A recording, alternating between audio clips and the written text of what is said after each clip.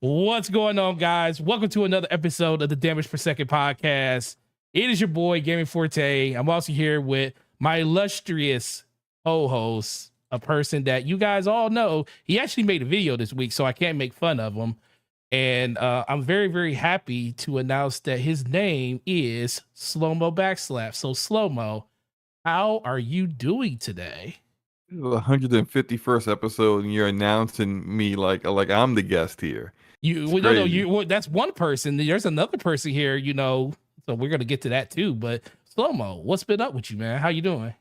I'm tired, but I'm here. I got a lot to say about a lot of the stuff that we're gonna talk about, except for Forza Motorsport. I ain't got nothing to say about that. But no, everything else I got like a lot to say about. Beat a few games.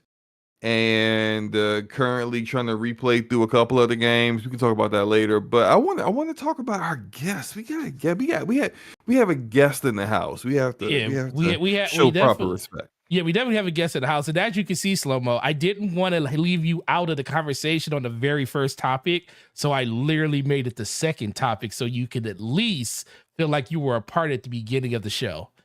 So shout out to you on that. But appreciate you. But once again, thank you, SloMo. And our special guest, one of the most amazing people that I know in this community, somebody that supports not only us, supports a lot of the different channels that we actually go to. And, I always love seeing her in the chat. She's always got a good personality. Her streams are fire, by the way. So you definitely need to go check her out on Twitch. The awesome Autumn. Autumn, really appreciate you finally coming through and being a part of the show with us. What has been going on with you and how you been? Thank you guys so much for having me on. I'm very tired, as we've already discussed. But yeah, it seems like there's a lot of great topics to talk about and some pending breaking news as we're talking now on the timeline for Activision Blizzard. Oh really? Yeah, I just saw it. Let me take a look. I didn't see anything. Hold on now. Hold on. Yeah, there's some great topics today. Obviously, I'm here for some Forza stuff. And I'm excited. Thanks for having me. Yeah, definitely. Well, listen, you're not just a Forza person. You're queen at life. So that's why we definitely got to have you here. We definitely wanted you on because we know that you're big on Forza, but we also always wanted you on anyway because you're a gamer. You're like a real gamer, unlike some of these other people around here, and they ain't gonna say no name. But you definitely are a well-rounded gamer. I have peeped the skills in shooters, so I know what's up. And we haven't played Halo before. Right. So we definitely had to have you on. We try to. We're trying to focus this year mostly on trying to get as many cool people on to kind of give a different voice to what we bring together, as much as possible. So you were definitely on the list, and we're glad to have you. Forte, can you turn in Discord? Can you turn Autumn up because Aramis says that she's a little low? Yeah. Go ahead and turn the Autumn said because sometimes her mic is low. So Autumn, go ahead and turn yourself up on your end. I just cranked it. Oh yeah, that's better. Yeah. Oh yeah. Thank you, Erodimus. Really appreciate it, sir. And speaking of the amazing people in the chat, shout out to Big Mike who was here first. We got Bunty, we got Retro Gaming King. We also got Web Dave. Shout out to you, bro. True Serum, Erodimus, and Bryant East. And Ramon Terrell, Hallmark, actor of the year, Trevor Birdsong. Really appreciate you coming through, bro. Let us know when you're next. Let me tell you what Trevor Birdsong is doing right now. Not serenading a white woman in her midlife crisis on the Hallmark channel. But what he's doing right now is building his first PC. Facts. That's what I'm talking about. I mean, he's literally doing it right now. He was sending me pictures is he literally screenshotting his build as he's building it while he's listening to DPS? Yeah, he had his he showed me the last picture he showed me, or at least the last one I saw it was he had his motherboard, he already had the CPU installed, his SSD and his RAM. Nice. That man That man is putting in work. I appreciate that. I don't know if it's just me, but I love building PCs. It's almost like Christmas. Like like you're running downstairs as a kid, you then open up these gifts, but it's just like really expensive PC parts. And you just try to put it all together.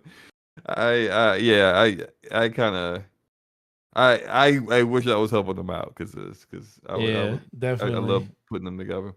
Yeah, shout out to you, Erodimus. Shout out, bro. You are part of the Cool People's Club, and you are 10% or so. We'll get you on here one day. We didn't know you actually wanted to come on. We thought you liked to just be messy in the chat. So, we'll get you on the show one day if you really want to get on. You can't be a bot if you come on Erodimus. That's the one you gotta thing. leave. He's definitely. You gotta leave that bot stuff at the door, okay? Yeah, shout out to Arc War Angel, shout out to Black Lavender, and shout out to you guys. Really appreciate it. So SloMo, I know you played this the most because you have been super active in Call of Duty over the course of the last couple of weeks, or last week, I should say, since the beta's come out. Why don't you give us like a quick breakdown of just your experience of what you think? What did you think of that reveal? Because the zombies looks fire, but what do you think about the entire package that's going to be coming with Modern Warfare 3 when it releases later this year, as of that you played so far? Well, what I played so far, I would say the movement's awesome. I really enjoy being able to slide cancel, which is something that you can't really do in Modern Warfare 2. But like it's the movement is much better in 3. They got the old school maps from Modern Warfare 2 in it, so it's cool. I was enjoying myself. I played on PlayStation 5. And I played for the majority of last weekend. Got a lot of time into it. Maxed the level. I think the level max was 20. And yeah, the level max was 20. I maxed a couple of weapons. Already, I could kind of feel like there was just 2 guns everybody was running around with. And if you weren't running around with those 2 guns, you was getting clapped.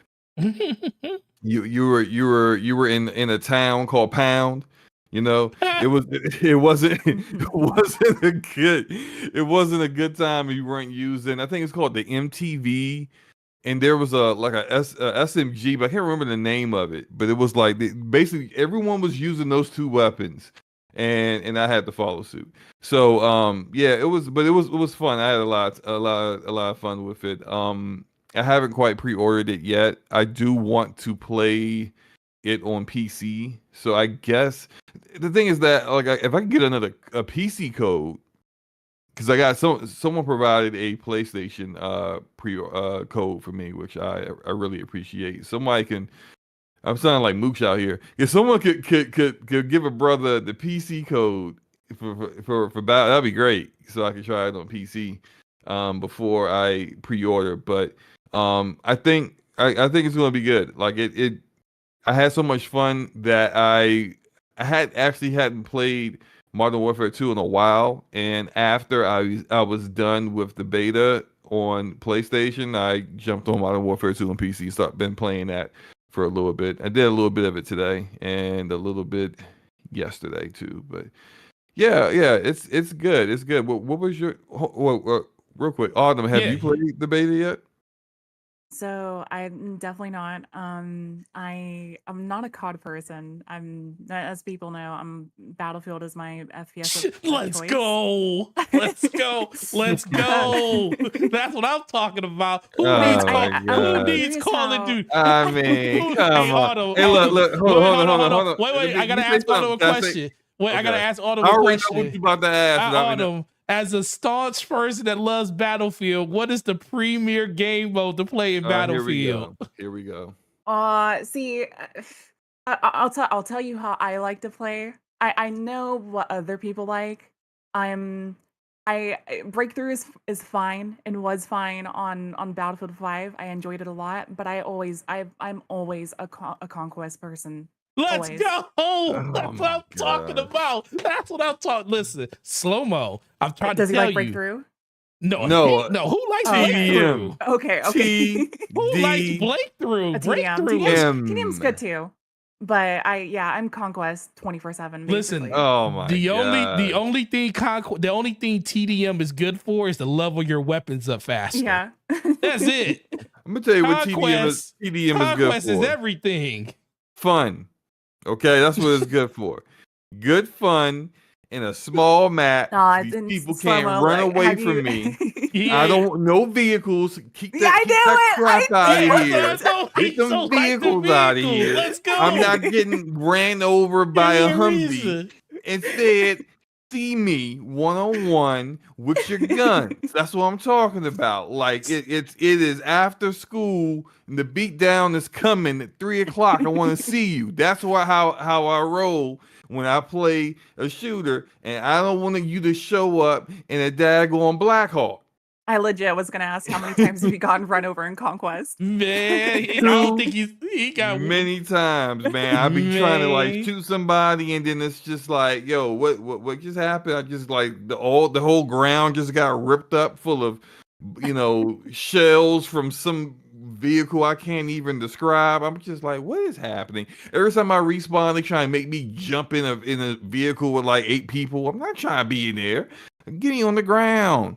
I want to shoot That's fair. people. Man, Yeah, you know how so- many I could make a compilation of how many people's airplanes or helicopters I just shot out the air with an RPG. I'm trying, it's beautiful, man. See, this is the thing. You don't get that battlefield moment in TDM.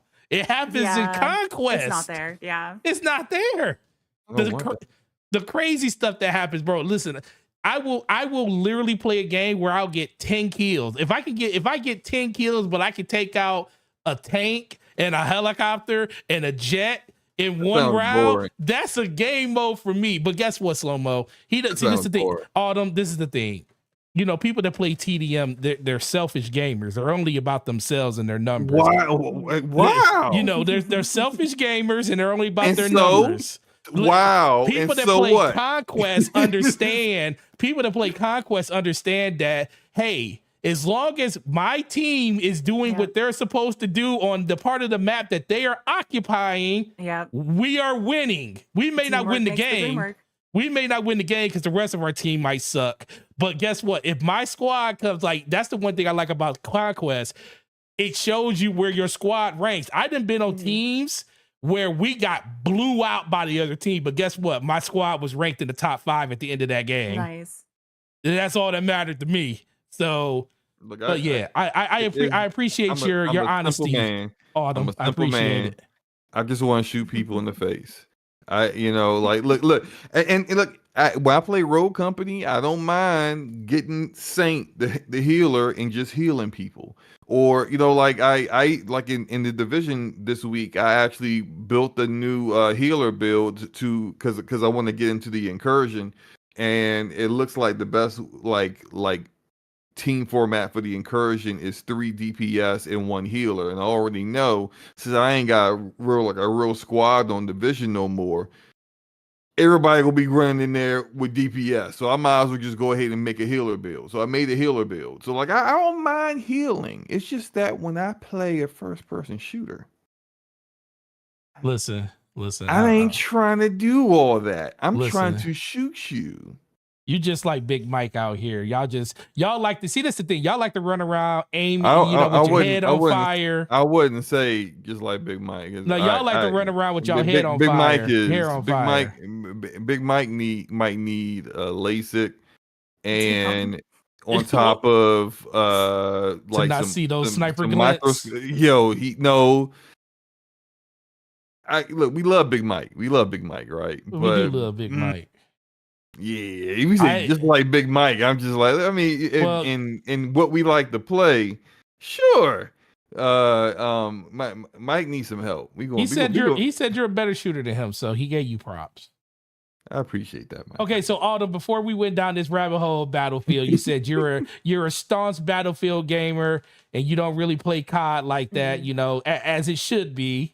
But what is it about COD that doesn't grab you? I mean, it's just only the biggest first person shooter game out there. Why do you pick something like Halo or Battlefield over Call of Duty for the most part? It's crazy, and maybe it's just me not I guess really jumping headfirst into the COD franchise because I was the same way with Halo, and I stream Halo just as much as I stream Forza.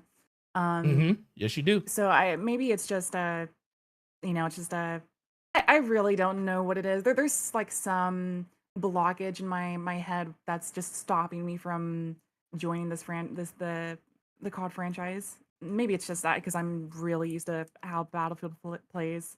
Um, I, I couldn't really tell you exactly what it is. But obviously since well maybe not this year but next year, years to come, when these games do eventually drop into Game Pass, there's that accessibility front to it that where I can, if I want to, I definitely can now. Right. I will say so. Um, when it comes to buying games specifically, I already don't buy as many games as I probably should. And knowing that I'm a big Battlefield player, for me personally, I cannot justify a price tag for Call of Duty. So if it's a Game Pass, that's a different conversation entirely for me. I'm You with know, you on that. this is very interesting because Autumn represents a demographic that we haven't really discussed when we talk about Call of Duty and Game Pass. So she's talking about how she's a big first person shooter fan, but she's never really been into COD, and she's not really trying to pay that money to try it.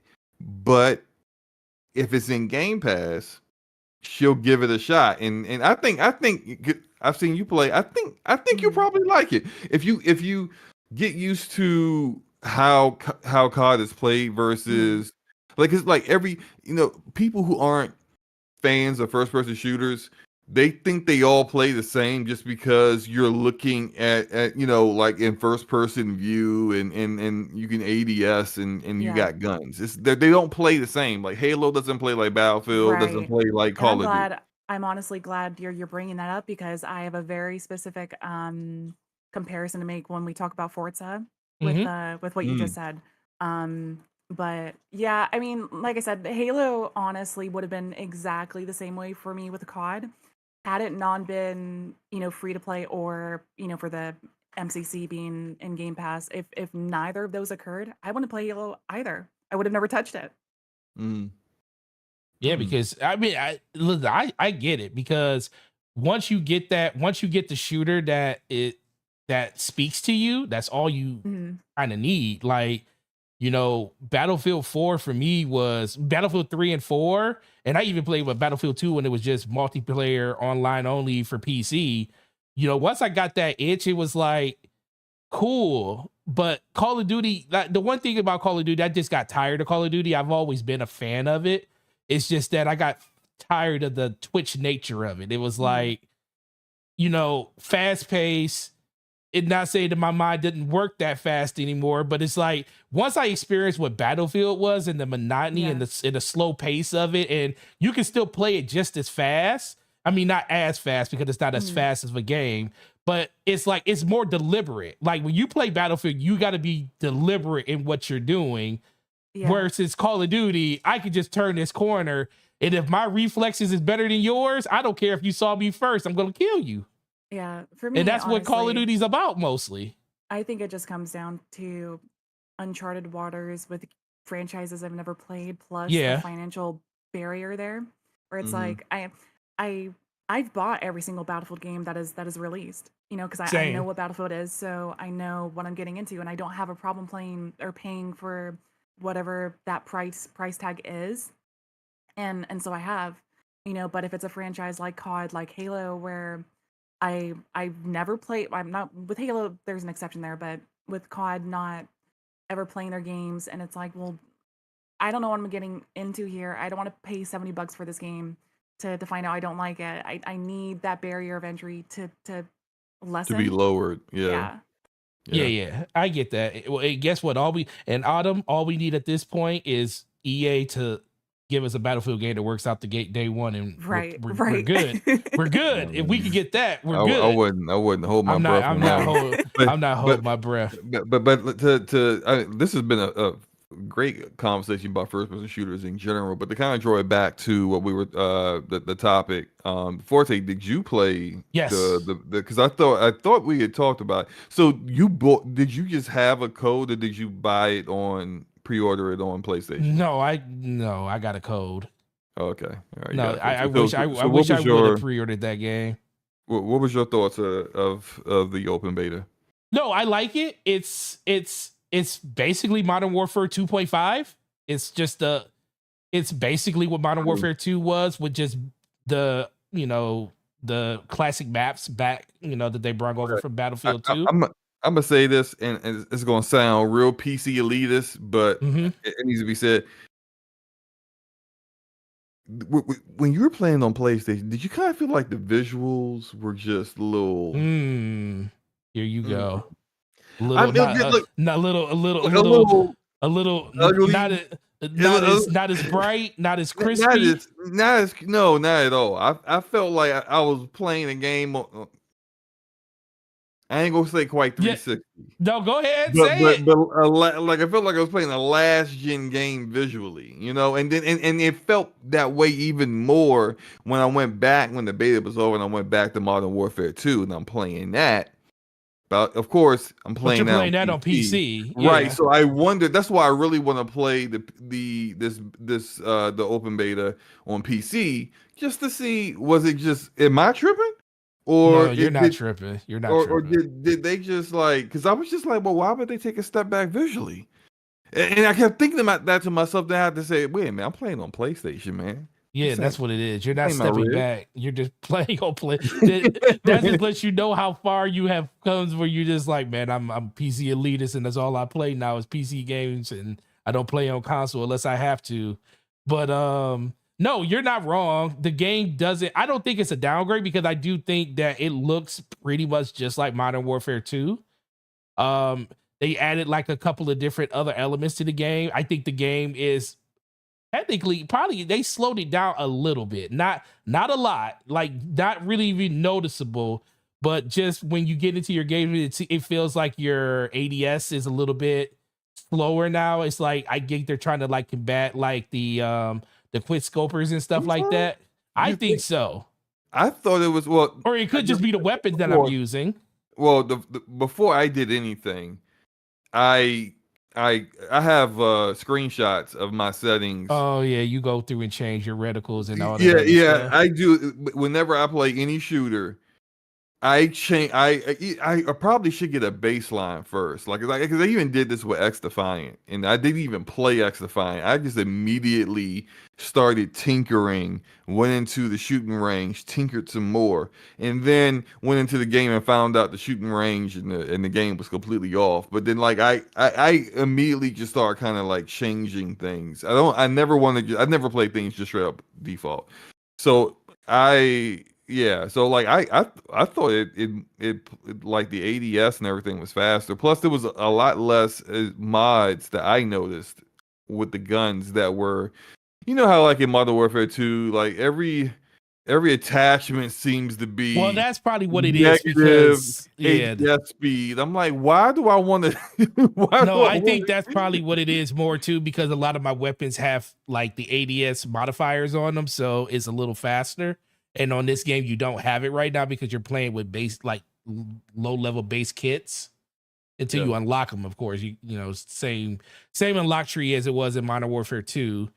But I enjoyed it. It's just I'm gonna be honest with you, SloMo. When I was playing it, all I could think about like season 6 for Battlefield just came out. What am I doing?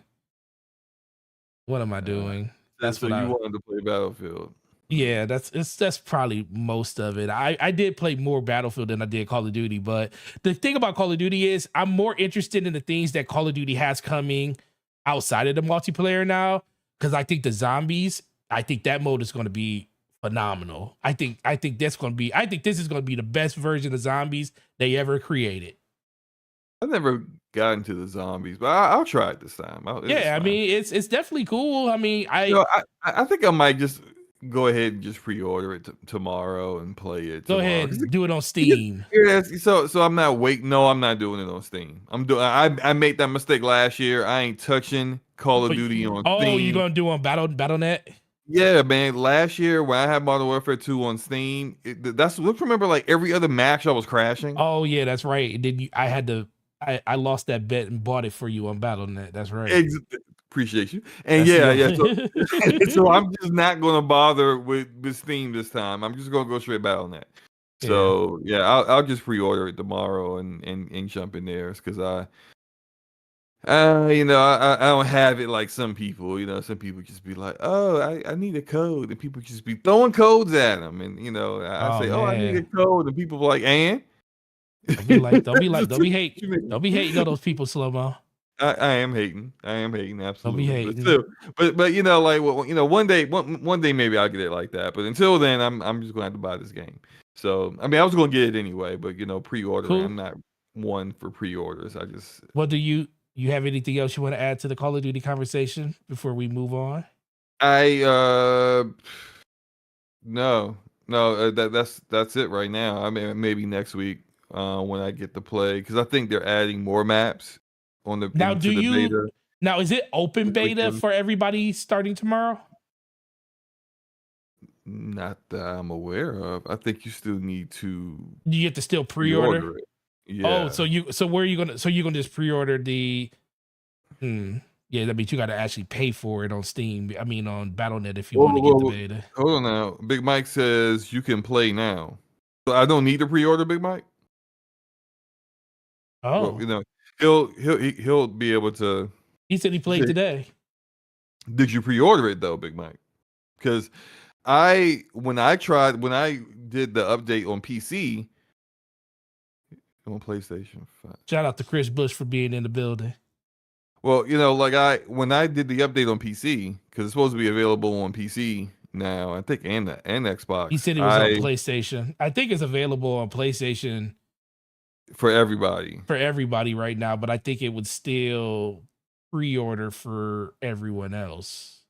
He got a code. See, Mike. No pre-order. You got a code. Yeah, duh. You did pre-order it. That's how you got a code. Somebody did something to give you a code. Well, but there are giving away codes, and people who have access codes are giving it away. So like I didn't pre-order it on PlayStation, but I played it. Someone had a code and they extra code. I get you a code tomorrow, SloMo. But you ain't got to pre-order it right away. Oh, thank you. I'll text it to you tomorrow. I'll get you one. Yeah, it's just the thing with me. It's just like I don't like paying for something and I can't partake in it right away. Which Autumn, of course, you want a code, Autumn, so you can partake in this Call of Duty-ness and not have to pay for it? You want a code too? Not really. That's not really. Liz, I appreciate that. Love is love. She's like, not really. She's like, why would I want to play that? And I got Forza and I can play Battlefield. Why? I'm not wanting for a shooter right now. Give that to somebody who's going to use it. I love it won't be me. All right. Well, speaking of which, let's move on to the next topic and let's talk about it. Let's talk about Forza Motorsport. Let's talk about the 8th iteration in the franchise of the Motorsport franchise. And I go all the way back. I remember the first time I played Forza, it was my first love in Forza was to do cars.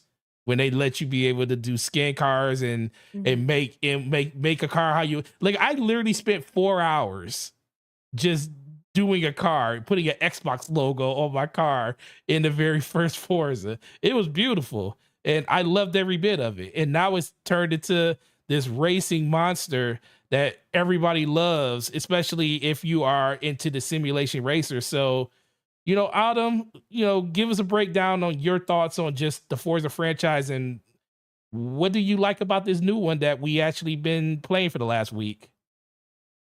Forte, it's so funny you said that because the way that I got into Forza Motorsport in the first place on the original Xbox was so for reference, I was 9 years old at the time in 2005, and I was watching my dad play the game, and I had he was a dual console gamer back then, so he had Xbox and a PS2 and a PS1 before that.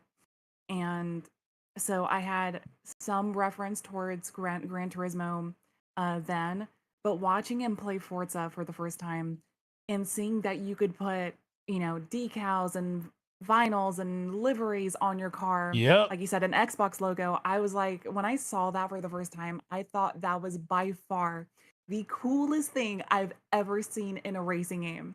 That was like my initial like wow factor for the game. Uh-huh. That brought me into the Forza franchise. But yeah, I've been playing Forza Motorsport and Forza in general for 18 years now. Um, we I've done everything from competitive uh drifting esports for the game, moved on to circuit racing esports for Forza.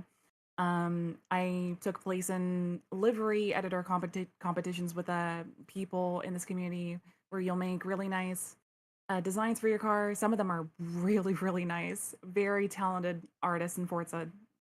It's just absolutely mind blowing what some of these people can do. Um, the Forza Motorsport franchise has, like you said, it's the eighth game now in the iteration. It's going more for a soft reboot for the franchise where this is now the base for Forza Motorsport Mm-hmm. going forward for who knows how long at this point.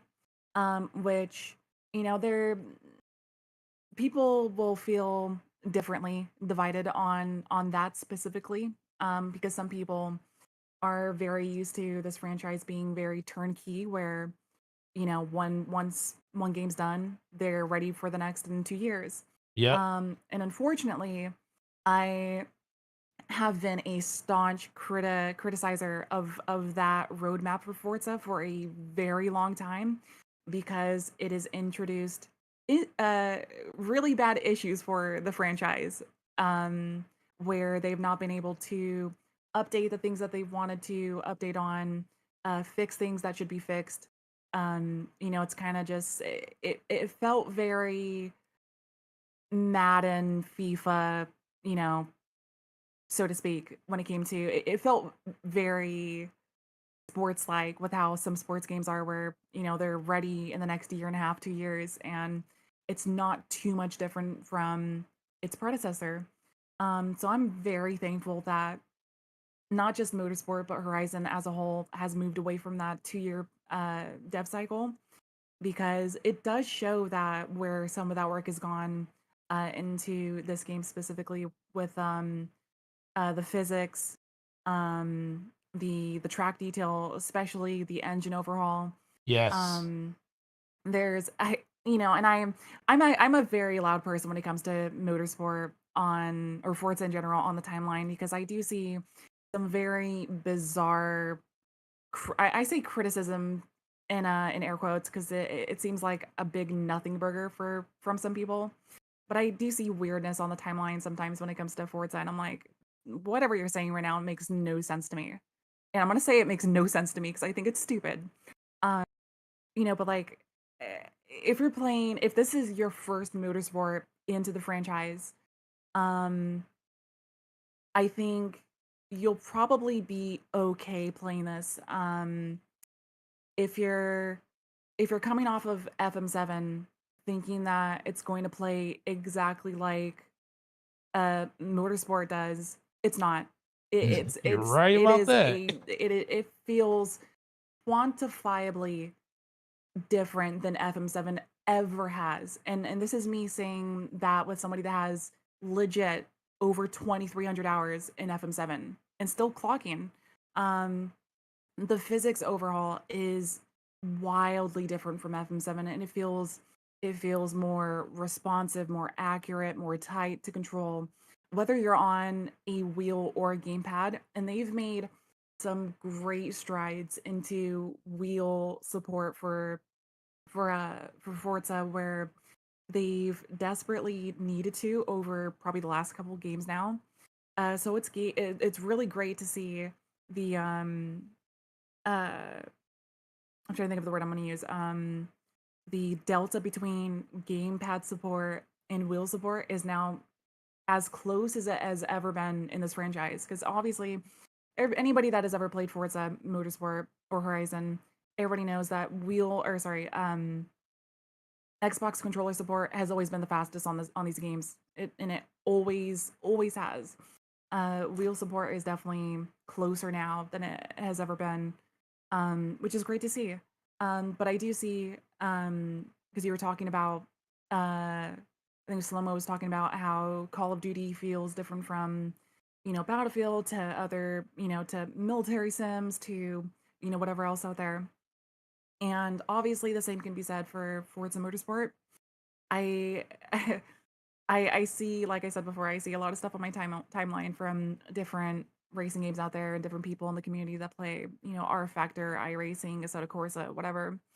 And I I think the biggest mistake that people have going into this game is that they play iRacing or Assetto Corsa and they're like, well, I'm super fast on these super realistic sim racers. So obviously, I want to be super fast on Forts, and it's like, well, no, that's not how any of that works. If you've never played this franchise before, you have to learn what the franchise is, you know. Um, and I think so. Like I've actually been playing with a couple sim racers that do stuff for like Gran Turismo 7 and Assetto Corsa, and some of them have actually been really enjoying this game, and we've had a lot of great competitive racing online over the last couple days. Um, and I've seen, honestly, from the sim racing, super hardcore sim racing side, I've seen maybe one or two negative criticisms towards this game where they're like, well, I don't like how this drives. And obviously, it's super, um, uh, it's an opinion, obviously. It's subjective.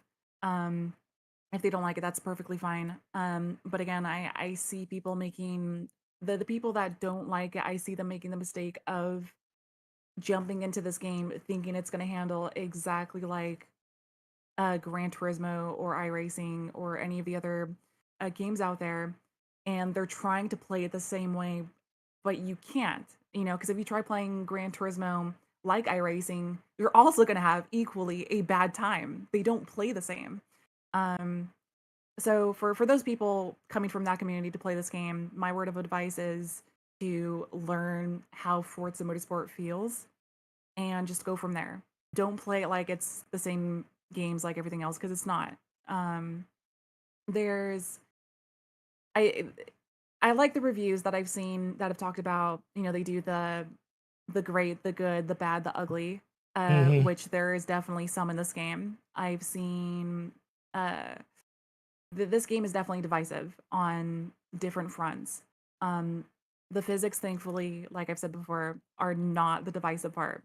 And the multiplayer is not the divisive part of this new brand new game.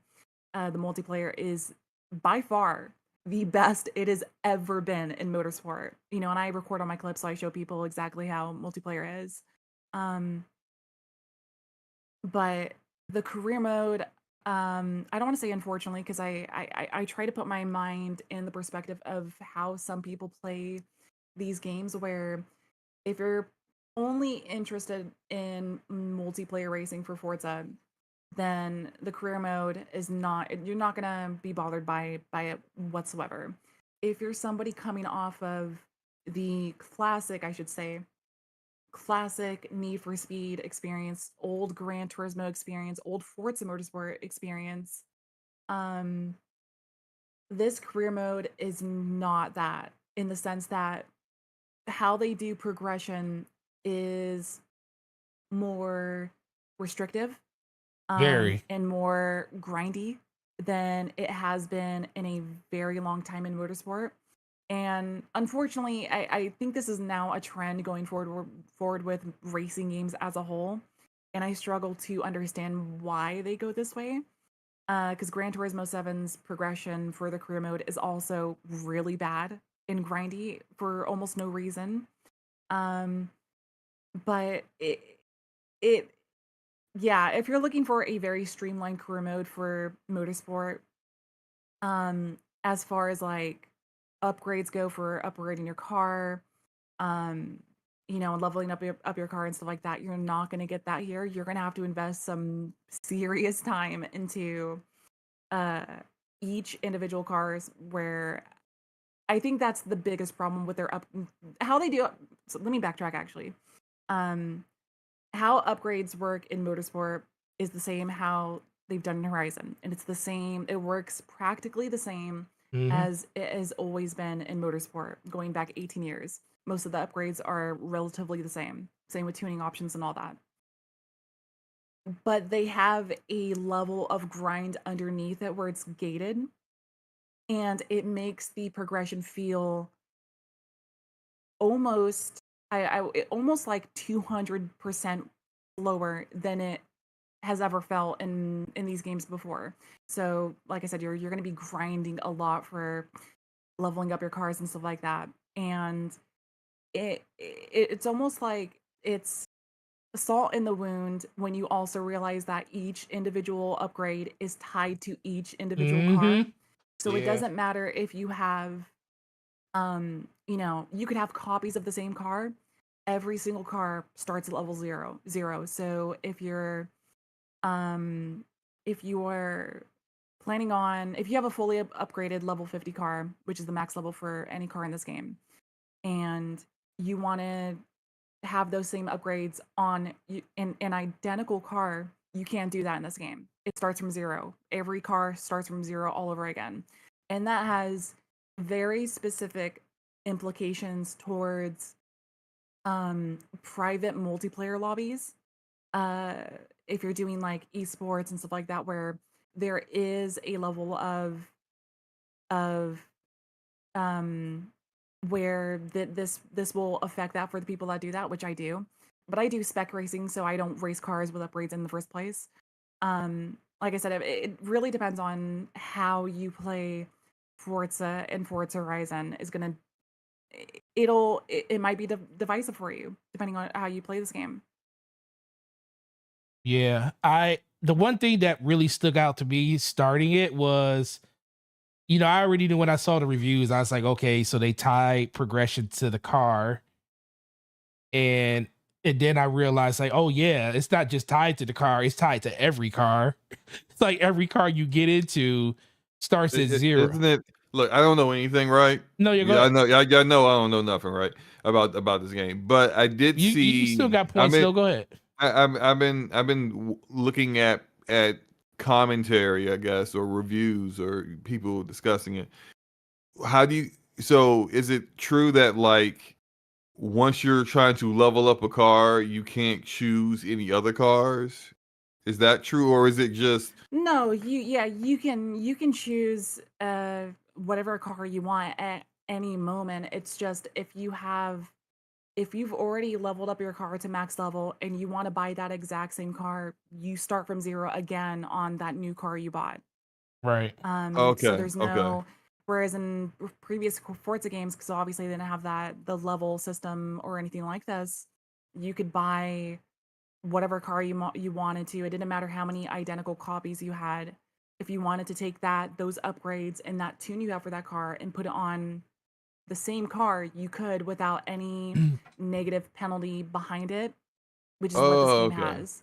Okay. All right. So That makes more sense yeah. now. Okay. Yeah. Okay. Something that a lot of people would do is like, you would have like 4 or 5 different tunes for the same car. And Yep. instead of going through and switching out, taking that one car, switching the tune on it, because it takes a little, sometimes you'll sit in there for like, someone, when I tell you, sometimes you'll sit in there for like 30, 40, 50 an hour tuning your car just to get it right.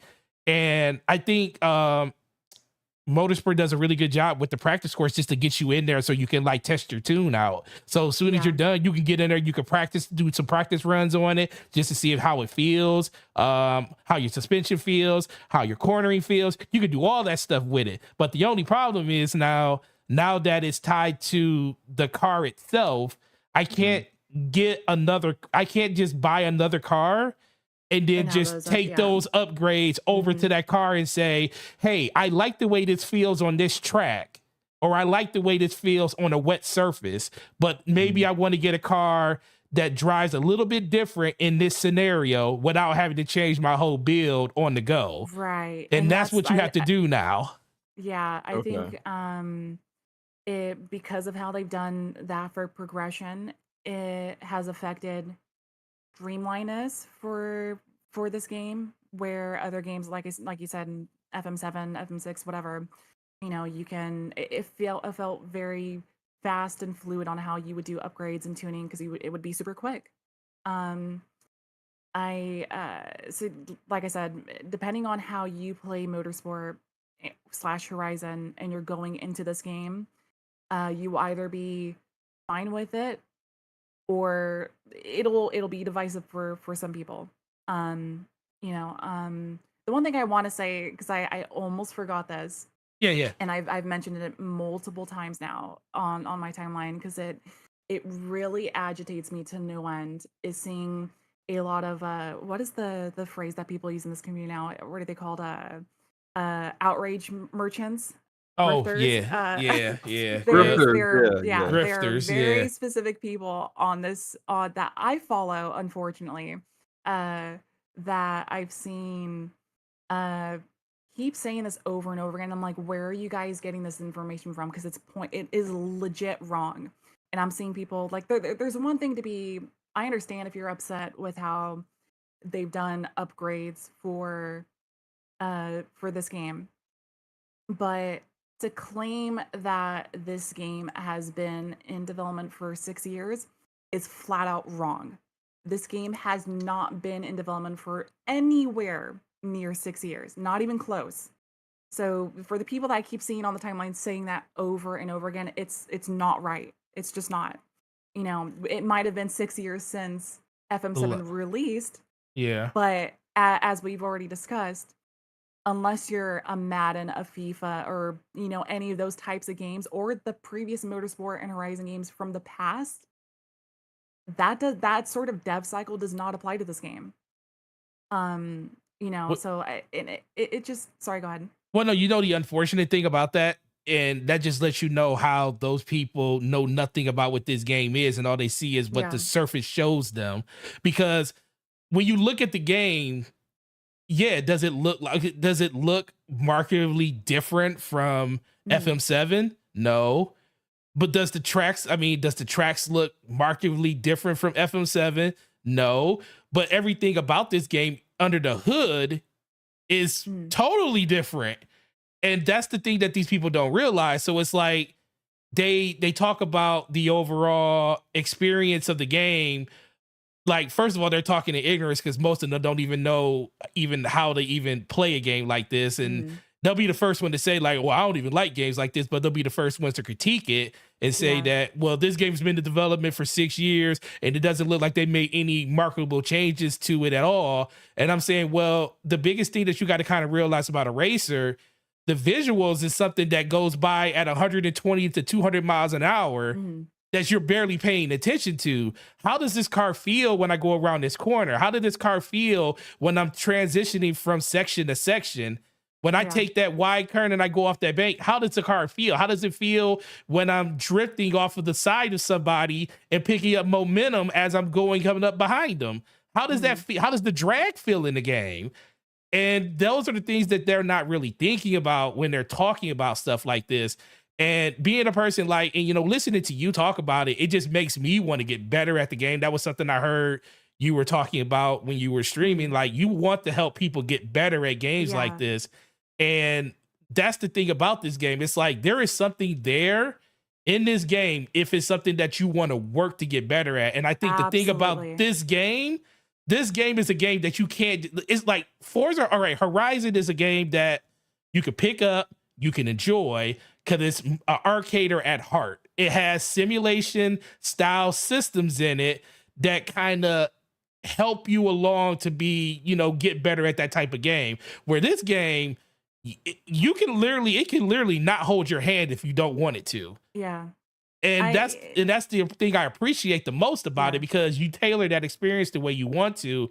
But people have to realize, do you want to learn what this game is all about, or do you want to talk about the things that the game doesn't have or what you think it doesn't have? Right. And I think, like I said, I've seen and obviously it's not that many people saying this, but they're big enough to people to where I see it come across my timeline, and I'm like, well, that just seems weird. What you're Right. saying, it doesn't make a lot of sense to me.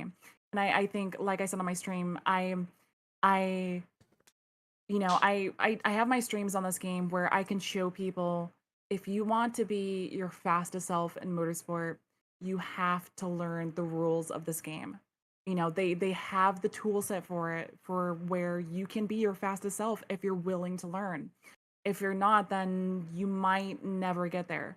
It just, well, multiplayer specifically, I should say. Obviously career, you can tailor that to however you want to drive, and you don't have to really think too much about it. Um, but like I said, I see people coming from Gran Turismo, from iRacing or Assetto Corsa, and I was just watching a video like 30 minutes ago, Mhm. or about an hour ago, and this guy's driving this car, one of the race cars on the game, and he's sliding all over the place with the wheel. And people are asking him, well, have you updated your wheel settings, your dead zones, your whatever else? And he's like, no. Okay, that's the first part where you messed up. Mhm. You're playing the game, assuming, unfortunately, and this is also Turn 10's fault as well, where even though I've said the wheel setting, or the wheel is closer to the gamepad than it's ever been, you still have to adjust dead zones and settings to get a really, really nice tailored experience on the wheel for this game. Um, but he's playing this game like he's playing iRacing, and he is uh sliding all around corners, and he keeps complaining over and over again about how cars feel super sliding on this game. And people are asking him, well, have you messed with your car at all? Have you tuned your downforce? Have you messed with your brakes? Have you touched any of this stuff? And again, he's like, no. And it's like, well, it seems to me like you're not willing to learn the tool set of this game, that literally all the problems he's ever had with this game can be fixed if he goes into the settings and fixes them. But it also comes down, like I said, to him playing the game like it plays like iRacing, where the thing I noticed the most from super hardcore um simulation games for racing games is, it seems like you can take so much more speed out of corners, and Yeah. without there being little to no impact. Whereas this game, I've always referred to motorsport and Gran Turismo as very fluid and modular when it comes to their how the physics react. It's very reactive. So if you're not used to a sim game that's reactive in the way that motorsport or Gran Turismo is, you might not have a good time. You're gonna have to relearn a lot of things over again. If you have a lot of that muscle memory for those games, and you jump into this, you're gonna have to relearn stuff all over again. Unfortunately, for some of these people, they just don't want to do that, and I think that's going to hamper your experience, especially for multiplayer. Yeah. What wheel are you actually playing with, or are you playing both wheel and stick? So for motorsport, I specifically play on my gamepad, because that Okay. is by far where I'm my most fastest. And for anybody that's ever wondering, because I do post this stuff on Twitter pretty frequently. Moving from FM7 to motorsport now, uh, I am quite consistently, you know, top 20, top 10 in the world out of many, many, many thousands upon tens of hundreds of thousands of people on all these leaderboards. Go ahead and Brag flex. about it. And Go ahead and Brag flex, about girl. it. Go ahead and flex. and Let them know. like it goes to show that, if you're willing to put in the time to learn the mechanics of this game, and how each individual car drives, and how to tune and how to upgrade, you can be just as fast as anybody else on this game. It just requires patience and learning. Right. But yeah, I do play on the gamepad. It is again, motorsport has done it again, where it feels absolutely incredible on the standard Xbox Series controller. And I do wonder how different this will feel next year when they come out with that new controller for Xbox, Yeah. with the gyro and stuff like that. Um, but yeah, it works really well on the controller. I should say though, obviously, talking about the visuals of the game, and also notice when talking about this game, I'm probably one of the few people so far that have not talked about the visuals first. Yeah. Because when I try to talk about racing games, or shooters for that matter, I always try to talk about the physics and how it feels over visuals. Because that's at least the thing that I look for the most. Excuse me. I'm playing on the Xbox Series S, and so if you're wondering how this game looks compared to the X or PC, the Series X on Motorsport looks absolutely gorgeous. Yes, it does. On the S, it looks like a good looking game. There is issues with how the presentation looks though, not from like a performance aspect or anything like that. I think because they're using FSR 2.0 on both console versions, uh, because the Series S is rendering at 1080p for its performance mode, It just looks and duller.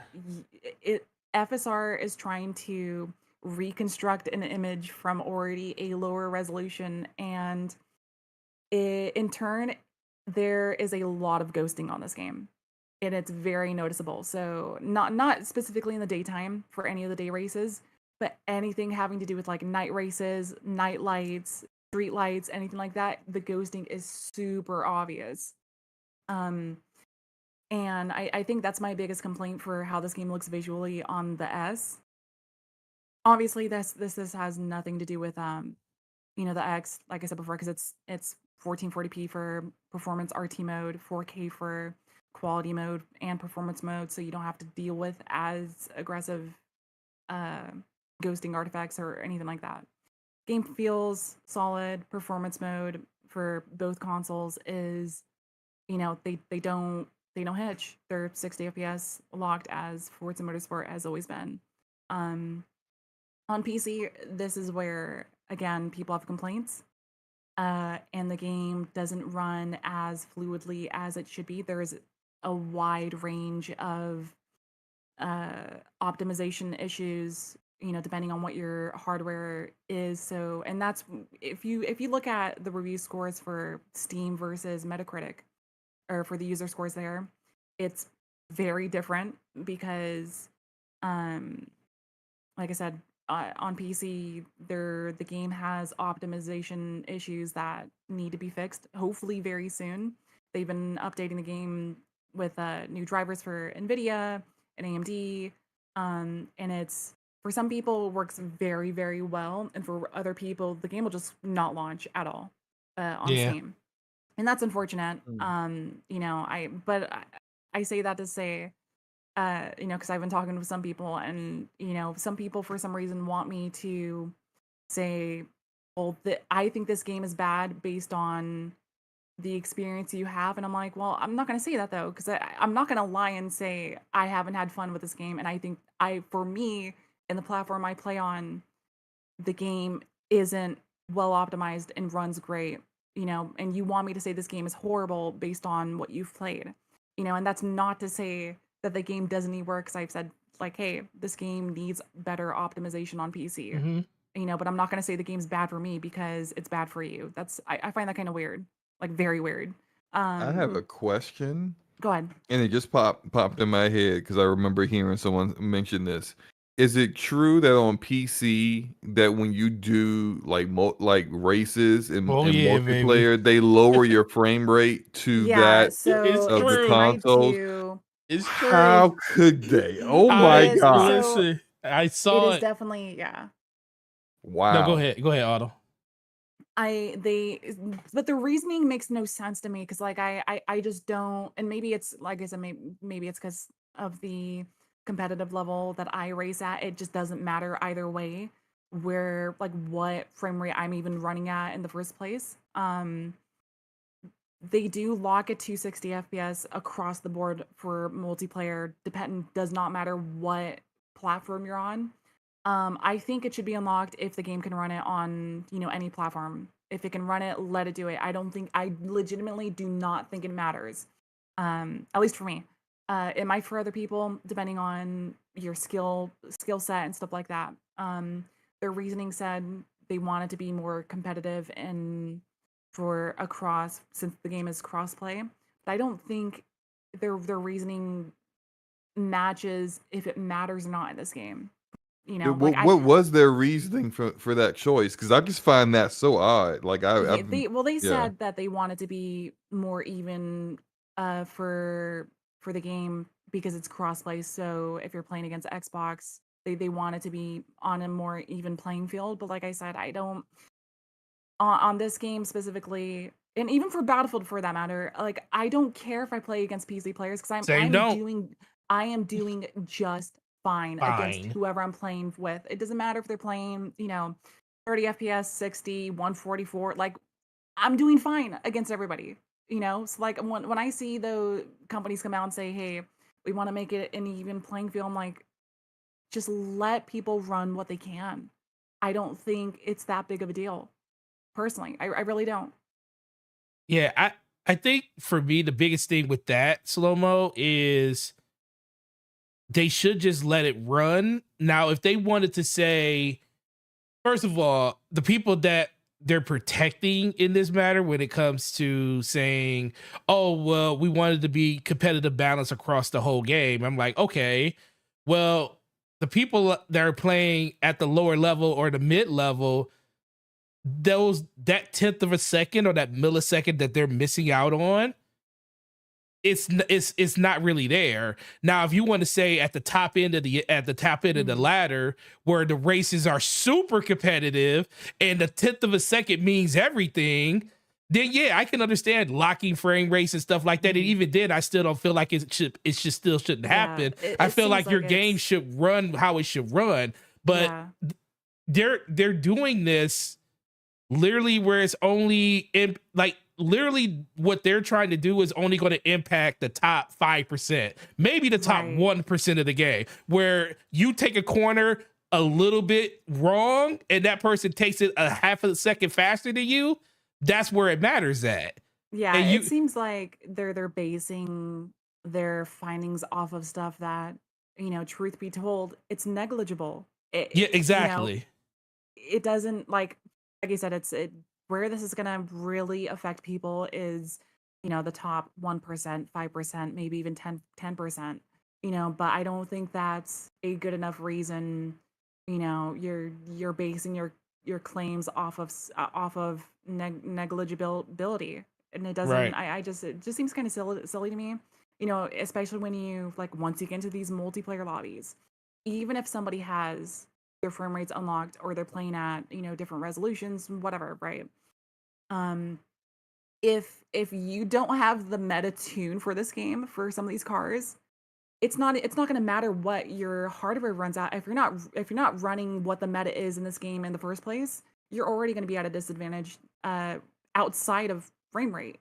I just don't think frame rate, their reasoning on frame rate is a good enough reason to lock it to multiplayer. Yeah, definitely. All right. Interesting. So before we move on from top, I do want to ask you one really good question about just the future of Forza in general. Now we just got this game, and we know that this is basically the beginning of the platform for what Forza is going to be and what they're going to build on. So moving on from what we have now, what is it that you want to see from them from turn 10 when it comes to motorsport in the future? What do you want to see them improve on?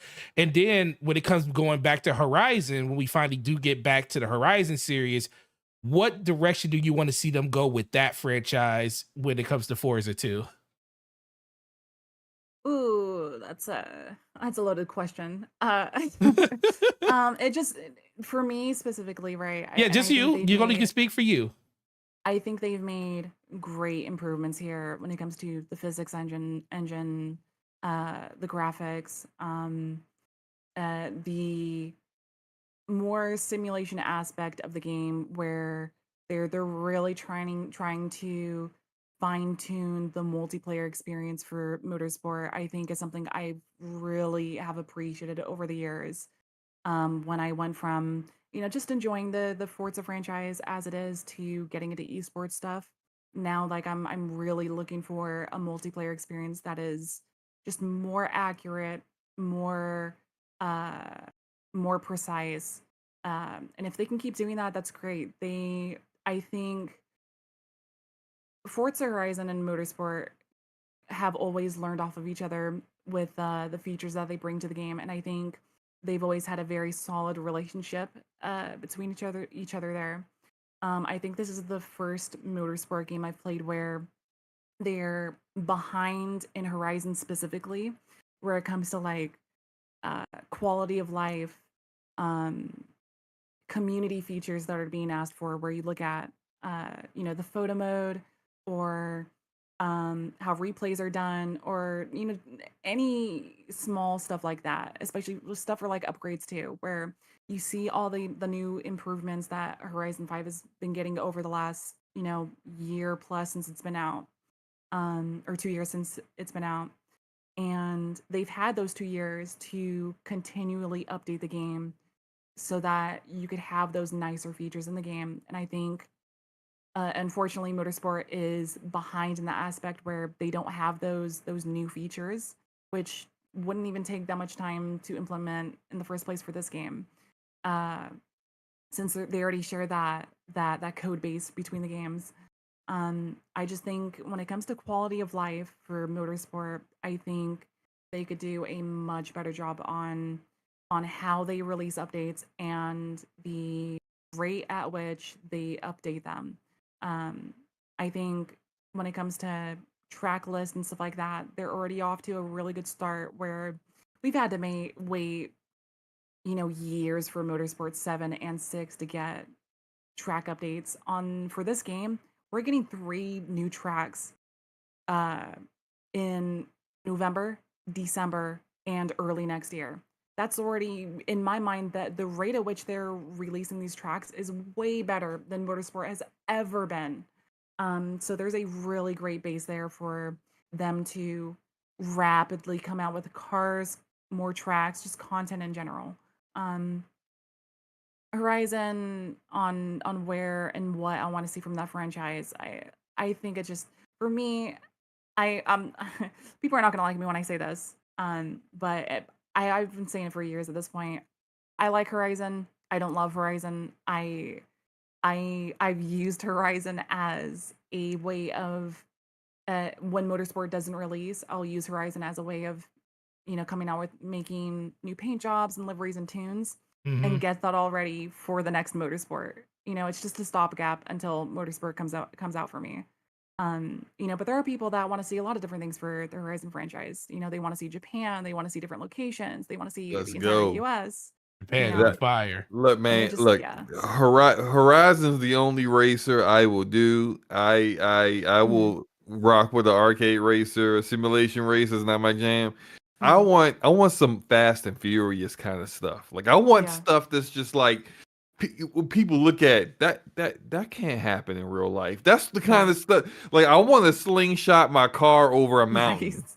Like I want He said, to. I want a sense of realism in this game. Right. I want I would like to run my car through a skyscraper in Dubai and then shoot it out that skyscraper into another skyscraper that's right beside it. Oh, I man. literally I want Fast and Furious stuff, and then also I would Yeah. like this is yeah, this is me in my head canon, but I would love to get out my car sometimes, Mhm. and just like walk around or something, I do think that or would be a good just part to do. like smack an NPC if I want to. I just want to like do like it's kind of because like you're already different than a simulation racer. So if you got this whole festival thing going on, and I mean you see your character outside of Mhm. your car in cutscenes talking to the same British chick over and over again and some other guy, right? But like I want to actually control that character, and now that they are Yeah. actually And using it's interesting Fable, because yeah, like they've Test Drive Unlimited, that franchise has been doing that for a Yeah, very for a very long long time, and it's time. like Mm. that is one of those features that people have been asking for Horizon. The Crew does this now as well.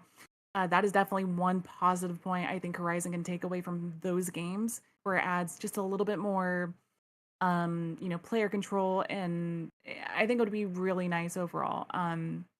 What was I gonna say? My very last point on motorsport specifically Yeah, is go ahead. again, and it's a counterpoint to what I always see on the timeline, which is I try not to call them grifters, but that's essentially what they are. Where you see people again making complaint, which is fine. Criticism is more than fine on the I the car models for this game, right? Where you see there is a different level of, it's not perfect across the board.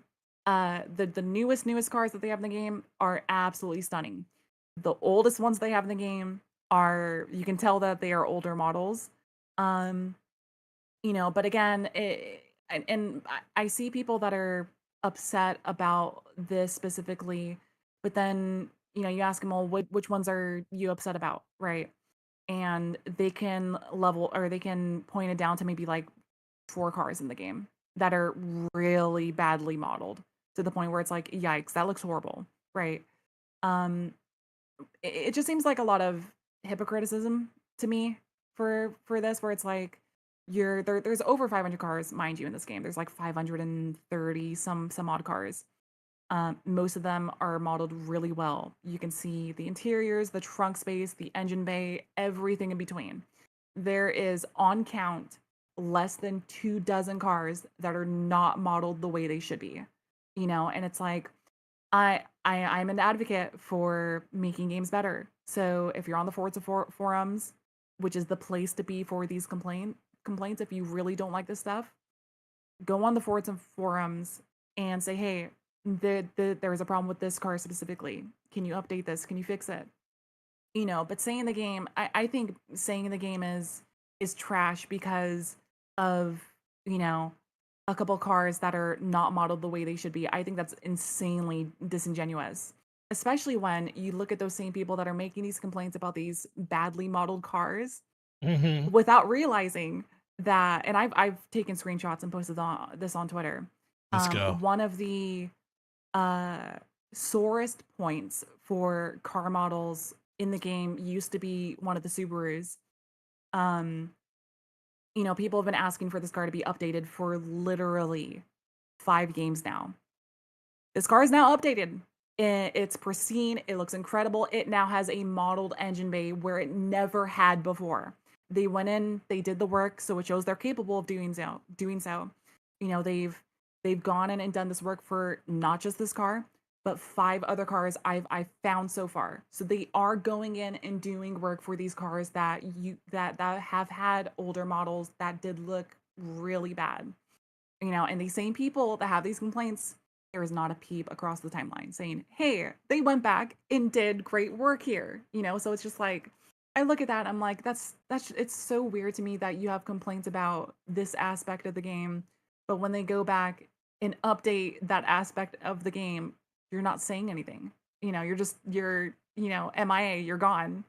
Um, but for everybody watching this lovely live stream, if motorsport, to me, especially multiplayer wise, it feels incredible to drive. It is a very, very fun game.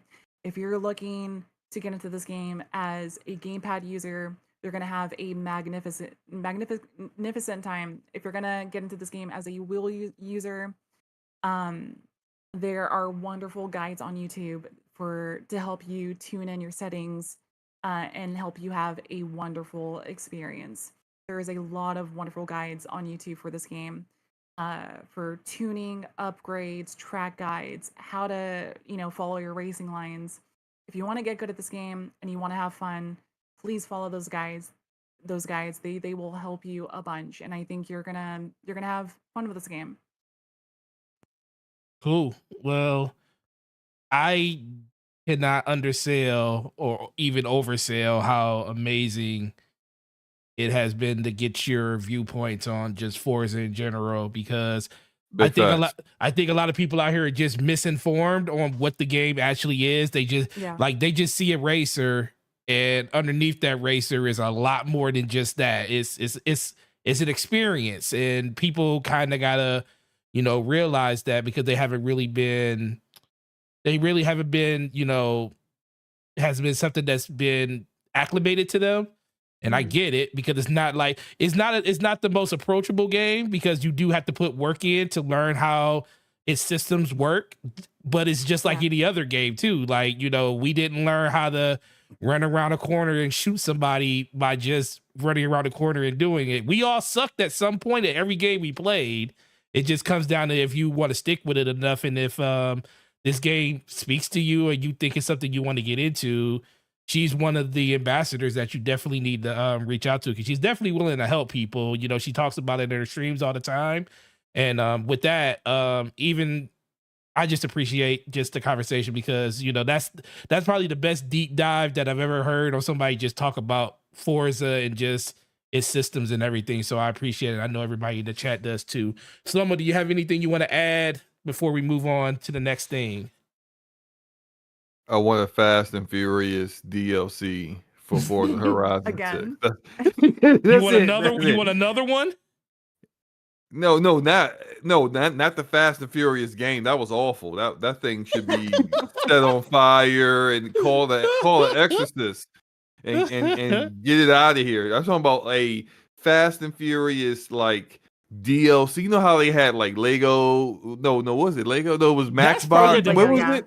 That is literally the best part of no lie. The best part of Horizon is when they do those DLCs. Right, those DLCs where they get together with some big brand, some big license. That They stuff did Hot Wheels. is The great. Hot Wheels That was great. at Hot Wheels. They were good. Dude, when I played the Hot Wheels, when I was like, remember the first time I played it and you went up off the ground and you jumped off the ramp, I was like, yo, this is great. And so what I'm saying, look, if they do Forza Horizon 6 in Japan, I want to see that balding white guy from Tokyo Drift in there, right? I want him in there. I want Bow Wow in there.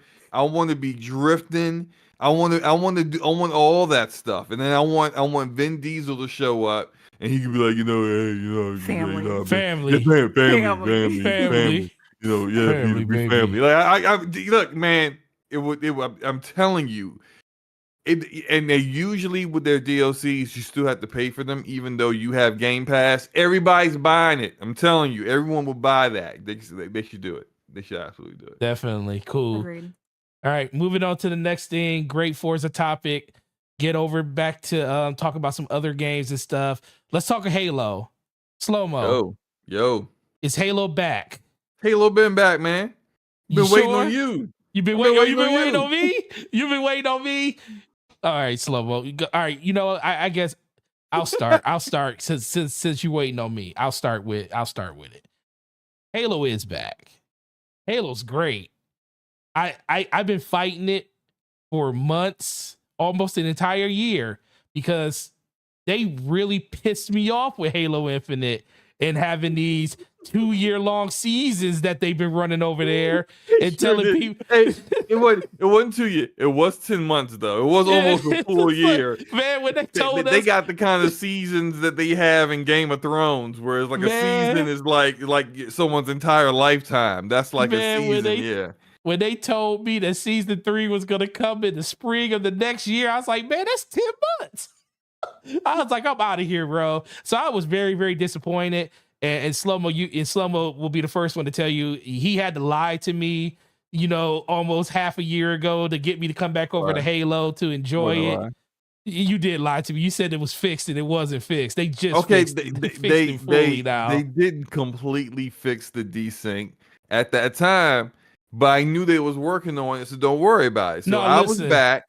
And look, I told everyone I wasn't coming back to Halo until they had new leadership, because that whole Bonobo incident pissed me all the way off. Right. And I was just like, there's no way that's an accident. Y'all are full of it. I hate y'all.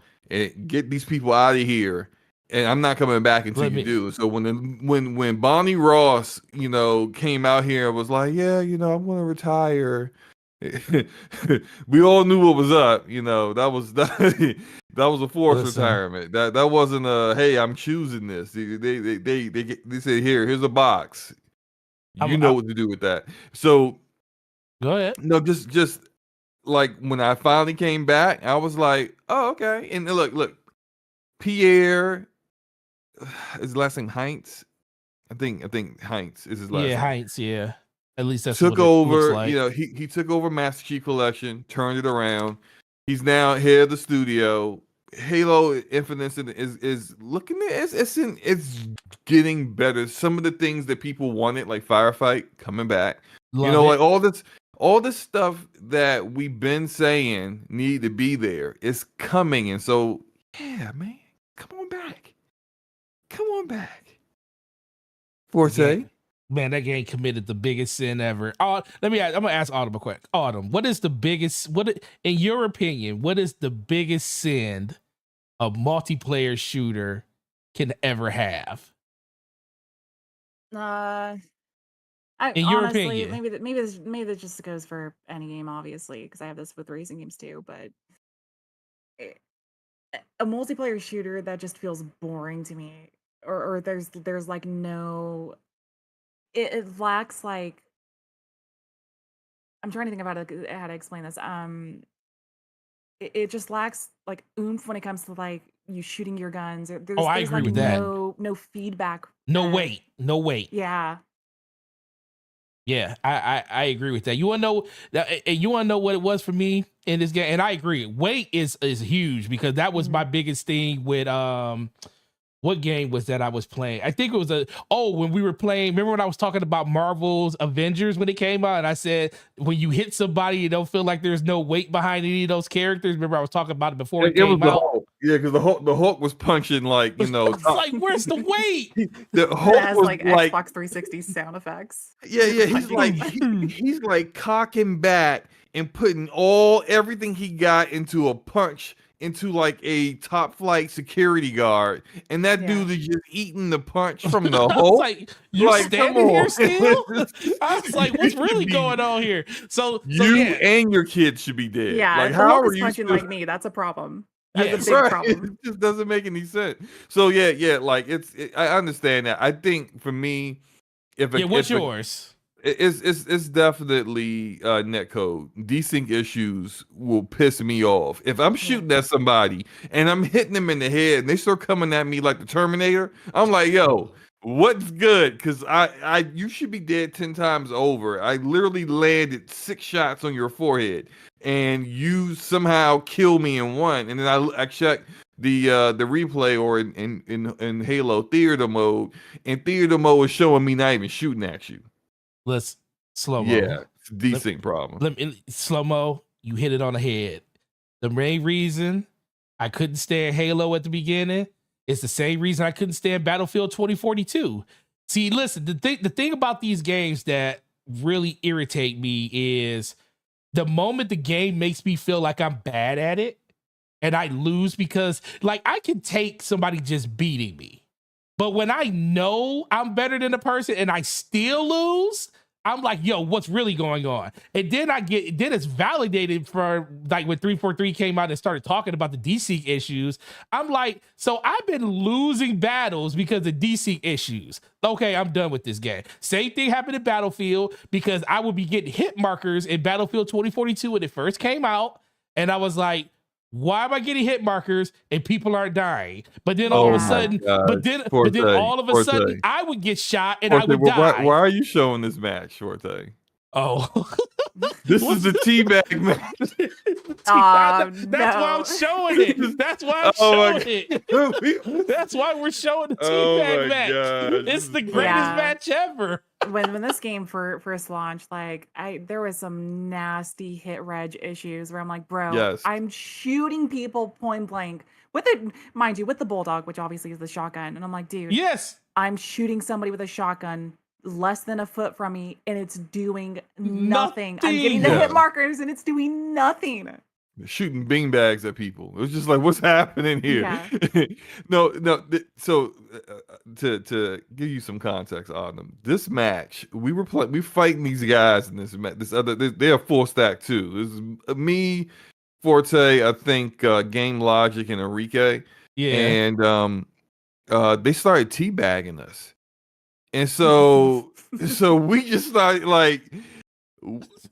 We just went off on them, and it's just like every time we killed them, we were just teabag, and we were just Eiffel Tower teabag, just double teaming them like every chance we got. And I could tell they were angry because like they would like kill me, and then they would like shoot at my dead body like 7 times Nah, afterward. man. Not like us. So it was just funny. This is a funny. I think I posted this on TikTok. There's the first teabag. There's the first Yep. one. That was the And first one. then- That's where it I'm like- started. Yeah, that's when it I'm- started. And I was just okay. I feel But- like I'm pretty decent towards people multiplayer games when it comes to like Halo or Battlefield, especially Halo when it comes to stuff like this. But like there is some like new neuron activation going on the second I see somebody teabag me. I'm like, okay, now I got to do it back. I was fine Right. before, but now I have to do it back. Right, and it just went on, and we absolutely we slaughtered them in this match. This is pretty funny, but no, I got back on like they kind of fixed Halo Infinite a year ago, really, and when Forge came out and they started getting like more maps in and different modes and stuff, and then taking some of like the best Forge maps and then applying them into a playlist. I mean, like there really is.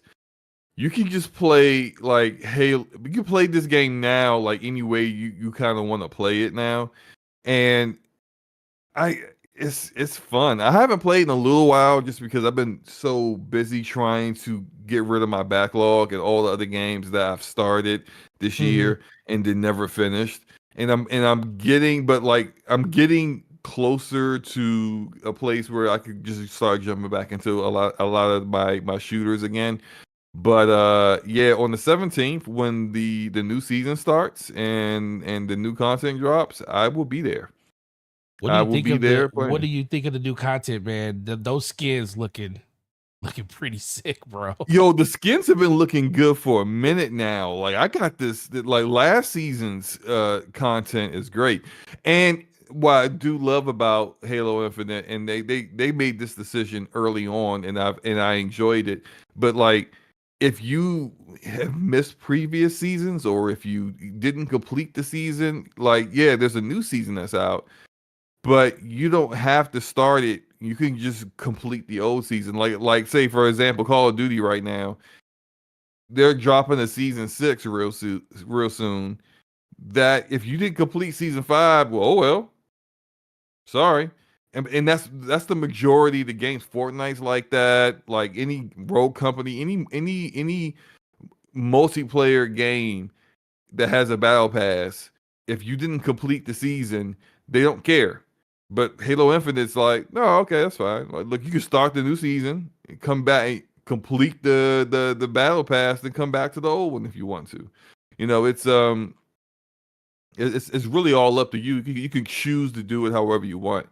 And I just Halo is my shooter. It's my favorite shooter. And so when just seeing it being in a good state is enough for me.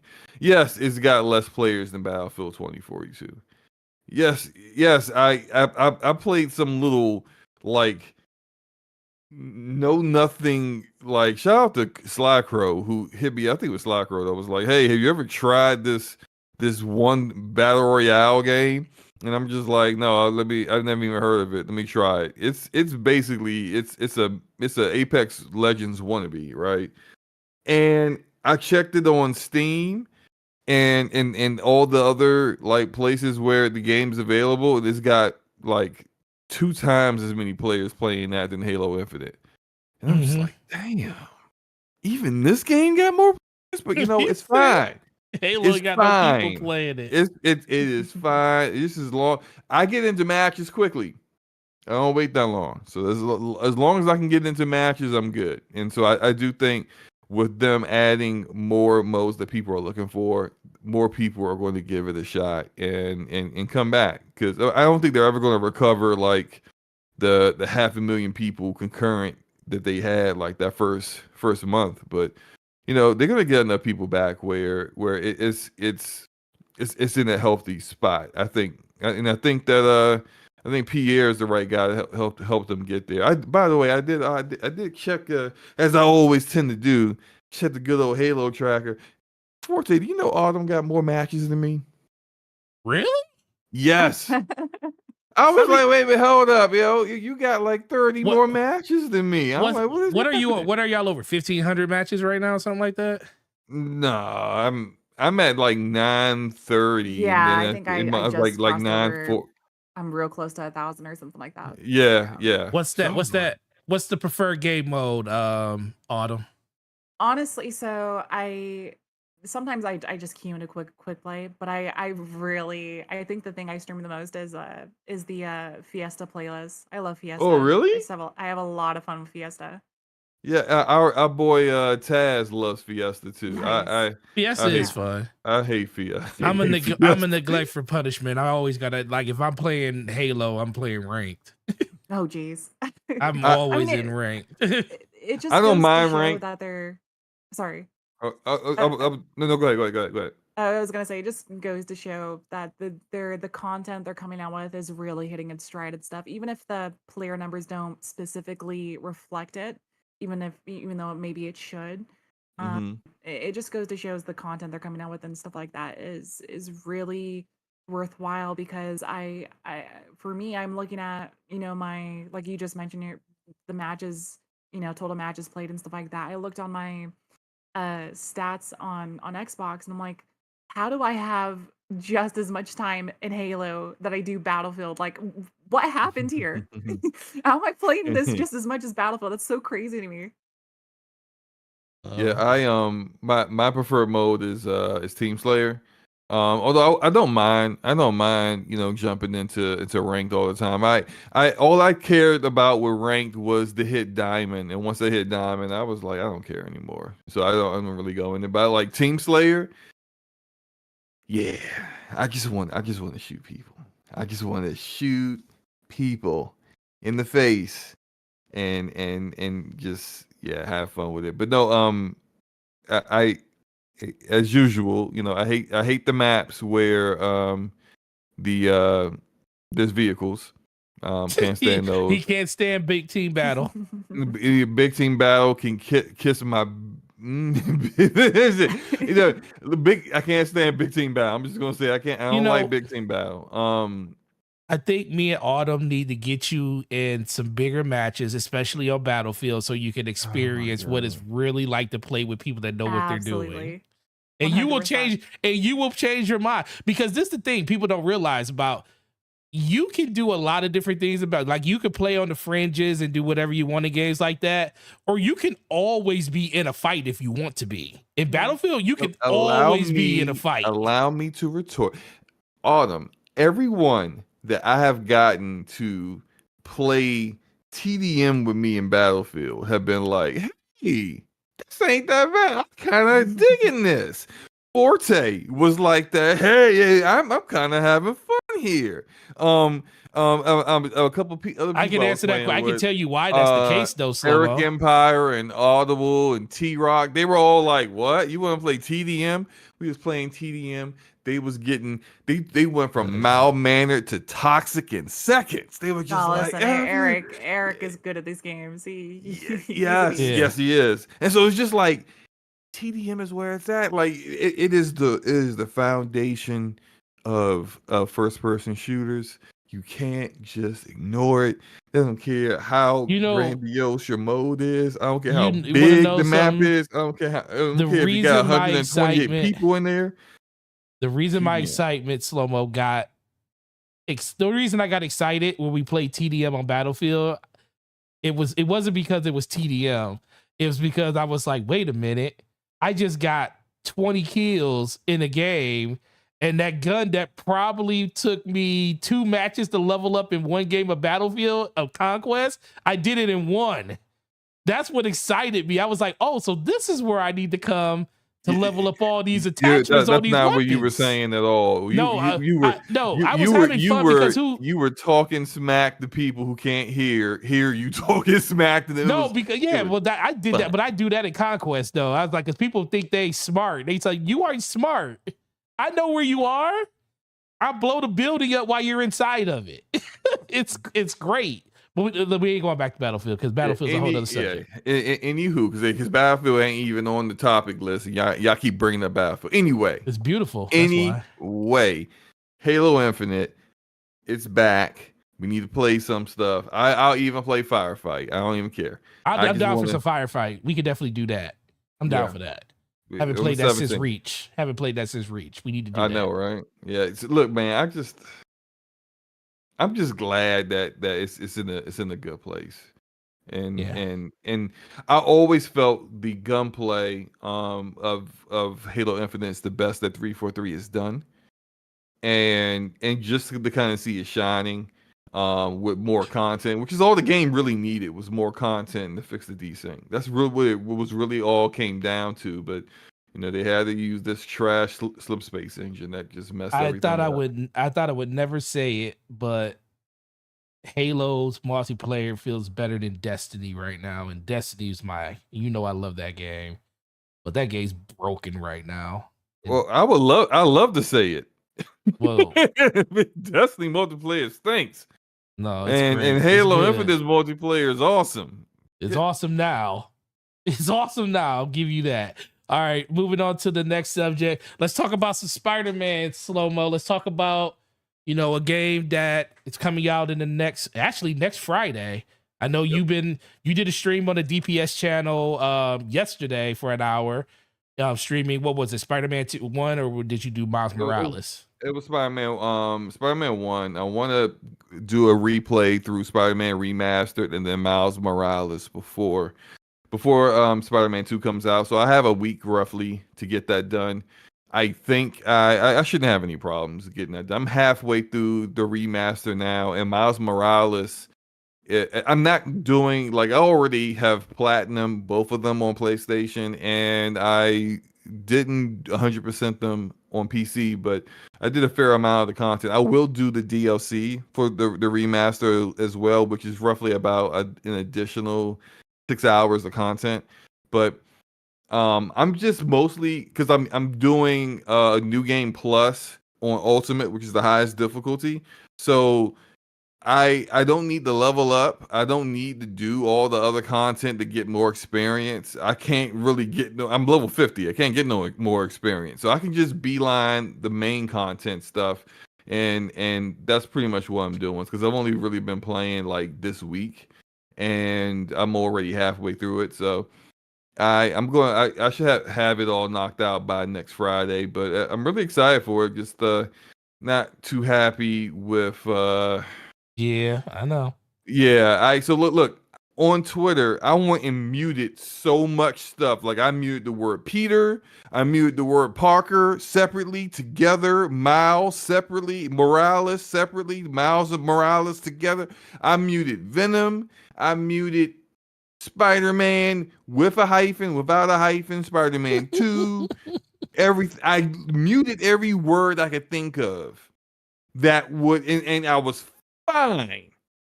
And every time somebody was like, hey, block this person, they doing spoilers, bet. I would block them. I wouldn't even look at their profile, right? Because I don't, you never know what you're going to see. I'm looking at just the top right corner so I can hit the little 3 dots to hit block, right? I'm thinking, I'll be good. I'll be good to go. Some of these bastards, I'm not going to say how this person spoiled it, because I don't want to give some lurker dick faces who want to go spoil stuff an idea. So I'm not going to say how they did it, but I got spoiled. And I was just like, man, all that hard work.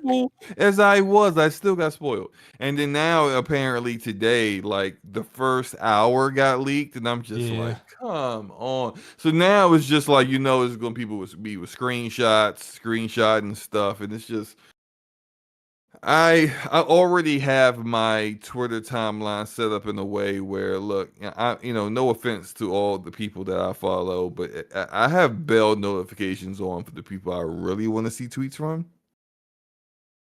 And now even that has got me, because some of them I've seen say some things that have been just like a little too much.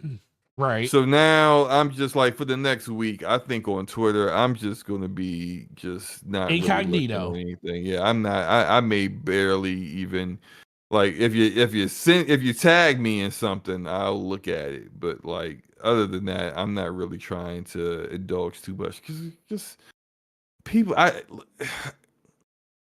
The rationale behind what they spoiled Starfield, so we're going to spoil Spider-Man 2. But what's going to happen when Fable comes out? What's going to happen when Hellblade 2 comes out? What's going to happen? Like, this is going to keep going on. Like, it's not going to stop. And this tick for tat is just stupid. So stop spoiling games, because you think you're doing it to get back at the PlayStation fanboys, but there are people on your own side that are looking forward. Yeah, they're playing that game too, and you're spoiling it for them too, stupid. So just stop being a dummy. Be a little bit more mature. Some of y'all like over 40 years old, spoiling video games. Think about, you're over 40 years old, and you're entertaining yourself by posting spoilers from a video game on social media. Yeah, I just want y'all to look in the mirror and just look at yourself and just, do you like what looks back at you? Because I don't know if you do. It just seems super weird. But I'm looking forward to it, regardless of the fact that I've been spoiled of a few things. The things I've been spoiled of aren't like super, they're not like the major plot points, but it's like minor stuff. Regardless, I still don't know a lot of what's going to happen, and I'm really excited. Yeah. Autumn, do you have a PlayStation 5? Hell no, can't afford it. Ooh. Absolutely not. Hey, guess what? That topic at the very end gonna make it even more unaffordable. You can't afford it now. You definitely ain't gonna be able to afford it at the end of this damn show. But no, so Spider-Man in general, it was super upsetting to see that did happen. I said the same thing when Starfield stuff got leaked out. It's like, at a certain point, man, it's like, dude, people, first of all, I feel the people that make the game, Insomniac, it's like, they want to see their game like celebrated when it first comes out, not people trying to duck and dodge and say Spider-Man warnings here, Spider-Man warnings there. You know, the game comes out in a week, and it's going to be phenomenal. The biggest thing, did you see the 2 reviews from Game Explain that got posted about their experience with the game, SloMo? Nope. I've been avoiding stuff, so nope. I haven't seen any reviews. I did hear that there was some early reviews that accidentally broke embargo or something 4 days like that. early. Yep, and I'm just like, nope, don't care. I did see someone say that some comments from those that one of those reviews was like, best superhero game I've ever played. And and once I saw that, I was like, well, okay. Yeah, that's good to know. That was the best thing. That was the thing I took away from it. They basically were just saying like, hey, this is a 10. After sitting on it, it might be a 9.5. But they said it's the best superhero game they've ever played. And frankly, I hope it's true. Not just for my own personal enjoyment, but for Insomniac. Because Insomniac, as many high quality games they drop, they've never had a game that has been minimum 90 on Metacritic before.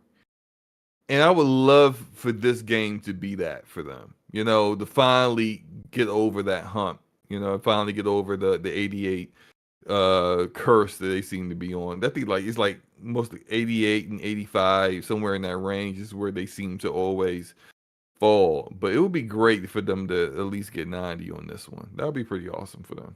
Yeah, definitely. So are you going to be playing day one midnight, or are you going to wake up, or are you going to just wake up early and act like you're going to work on Friday and really not work?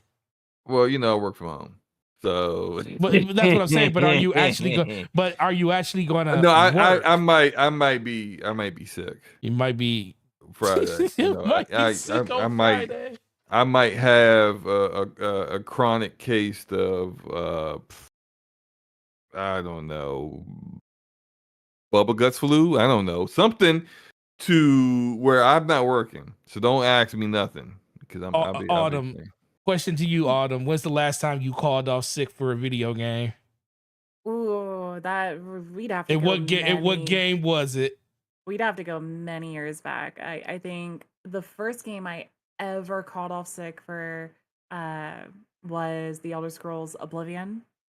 Okay. And then the second game I did that unfortunately I regretted a lot because I came off of Motorsport 4 was the first Horizon game.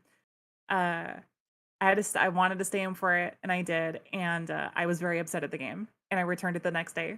So yeah. Full circle. Yep. Look where we are now. Look where we are now. Yeah. So my first time ever calling off of work because of a video game was Halo 2. When Halo 2 came out, I refused to go to work. I refused to go to school that day too because I was in college. I was So in for me, I it was had just college. like I didn't go to class. Yeah, well, I worked and had school that day, so I was supposed to go to work that day in the morning, and I had classes at like I want to say it was like 6:30 that night. It was not night, but it was like late classes that day, and it was like 6 to 8, and I was like, well, I'm not going to work, and I'm not going to school, and I called off both those times. I didn't go to school for that whole weekend. I was like, oh, this is an extended weekend, let's go. But that was the first time I did it. The last time I did it was for a raid in Destiny, which was the Taken King raid from Destiny 1. That's the last time I was scheduled to work. I forgot about it. I was like, oh, the raid comes out this week. The schedule's already done 3 weeks out. I'm just going to call off that day. And I surely did call off that day. And that's the last time I called off ever for any type of video game. But that's the last time interesting. I could think of, I can't remember. I think the first time I ever did it was Mass Effect 3. From work, like called out of work. I think it was Mass Effect 3. When that came out, I was so hyped for that when it came out. So I made sure I was off that entire weekend when Mass Effect 3 came out. I was like, yeah, I'm just gonna not schedule myself to work. But since then, I can't think of any times where I was just explicitly like, yeah, I'm not working today. Well, what's wrong? I don't know what's wrong. I'm sick. Don't bother me, kind of thing. Well, we're grown ups. We're grown ups now, so we just take vacation when we know something's coming out we want to play. That's what we do. That's what we do now. Yeah. Take vacation. All right. So Spider-Man's coming out next week, guys. Preloads are up right now, I believe. So you can actually get the preload. Well, actually, preloads come up in the next couple of days. Midnight's at GameStop. So if you want to get it there, if you're not buying digital, you can get it the night before, if anything like that. So moving on to the next topic. Let's talk about this PlayStation Cloud streaming service, man. PlayStation out here trying to Microsoft with their, services when it comes to like all of the options that you're going to have when it comes to cloud streaming. Currently right now, Xbox cloud services only stream up to 1080p, 60 frames per second right now. And it's looked like we're going to get 4K streaming under the PlayStation cloud streaming network, which is, I think, done under AWS right now because of the whole Microsoft thing and the handshake. They're kind of falling back because of all the Activision stuff. SloMo being the person, well, no, you know what, Autumn, have you ever and will you ever stream a video game in your life? I actually have. Funny enough. Yeah, tell us about it. And for our Red, so I'm super sorry that my conversations always go back to Forza, but that's literally fine. Like where my reference points come from. I did it. I have streamed Horizon 5 a couple times now, and for it being 1080p 60, it actually is very, very, very good. Latency was there no latency? No. It wasn't to the point where I'm like, well, I can't play this at all. Absolutely not. It actually felt really good. And I kept going back onto that to do cloud streaming for some reference videos and clips for John Linneman over at Digital Foundry because he was asking about how cloud streaming is on Xbox currently. Um, but that's where I've done it a couple times. I think I did uh, Wait, did you just say not that you got clips for John Linneman? well, he was asking for clips from the community Did your for stuff make Horizon it into a 5 on. video? I don't think so. Oh, I was about to Um, say, man, you got to show us but the yeah, video that made it he was in. he was asking about tearing and stuff and how it runs and so since I always have clips, I provide them for people. But Ooh, yeah, that's cool. I'm and shocked. I'm shocked you've had such a great experience with XCloud. Because for me, I've been like the almost opposite. It's been um the only time it's been like mhm, really, I would say, good is when I've played like stuff like turn-based, not yeah, yeah, like yeah, turn-based RPGs where it's Persona 5 Royal, Sea of Stars, stuff like that, Chained Echoes. Like I'll play that kind of stuff on XCloud. When I tried Starfield, it wasn't. It took 15 minutes to get in, but it didn't oh feel that jeez. great. Um, GeForce Now has spoiled me because GeForce Now is so it's great. Like you have What's the resolution go up for GeForce Now? it Like how high does it go? is it can be whatever you want it to be because Oh, okay. you're doing PC gaming, so it's like it's you. They have three tiers. The highest tier, GeForce Now Ultimate, gives you a 4080 in the cloud, and Mm. so like yeah, you can play damn near anything. Oh, nice. I think it is 4K, kind whatever you of want. Yeah. it is kind of weird that xCloud has been in and it still technically says it's in beta, which is just insane to me. But it's been Hmm. in beta in air quotes for so many years, and it's like, well, where are these upgrades for your service? Like you're still stuck at 1080p. The bitrate is hit or miss depending on what your internet is, and like I've heard like such a wide range of um opinions on xCloud where I hear people have like they have like 400 something megabits per second down or upload speed, which is what Hmm. you're looking for anything having to do with cloud streaming. You always look for your upload speed, and they're saying they're Yeah. struggling on this. Whereas, Yeah. like I said, I'm having a good experience, and my upload speed doesn't go past 10 megabits per second. So it's like it's weird that there's such a discrepancy there, Yeah. compared to you know PlayStation now that's doing all of these, or PlayStation Plus or whatever it's called at this point, doing all of these upgrades where now it's 4K 60, and I'm sure the bitrate is probably going to look a lot better. The artifacting and stuff like that on stream is going to look better as a result of it just being a higher resolution than 1080p. It's not going to macro block as much or anything like that, and it's just it's interesting. I think Microsoft definitely has a lot to improve on when it comes to that compared to where PlayStation is at now currently, because it seems like they've passed them. Yeah. Now I haven't had a great experience with PS Now as well. Like I've done a little remote play on mobile on a few times on my iPad, on my iPhone a few times as well, and I haven't even been able to really like play something like Until Dawn and feel comfortable with it. And I think it's mostly kind of I'm very sensitive to latency.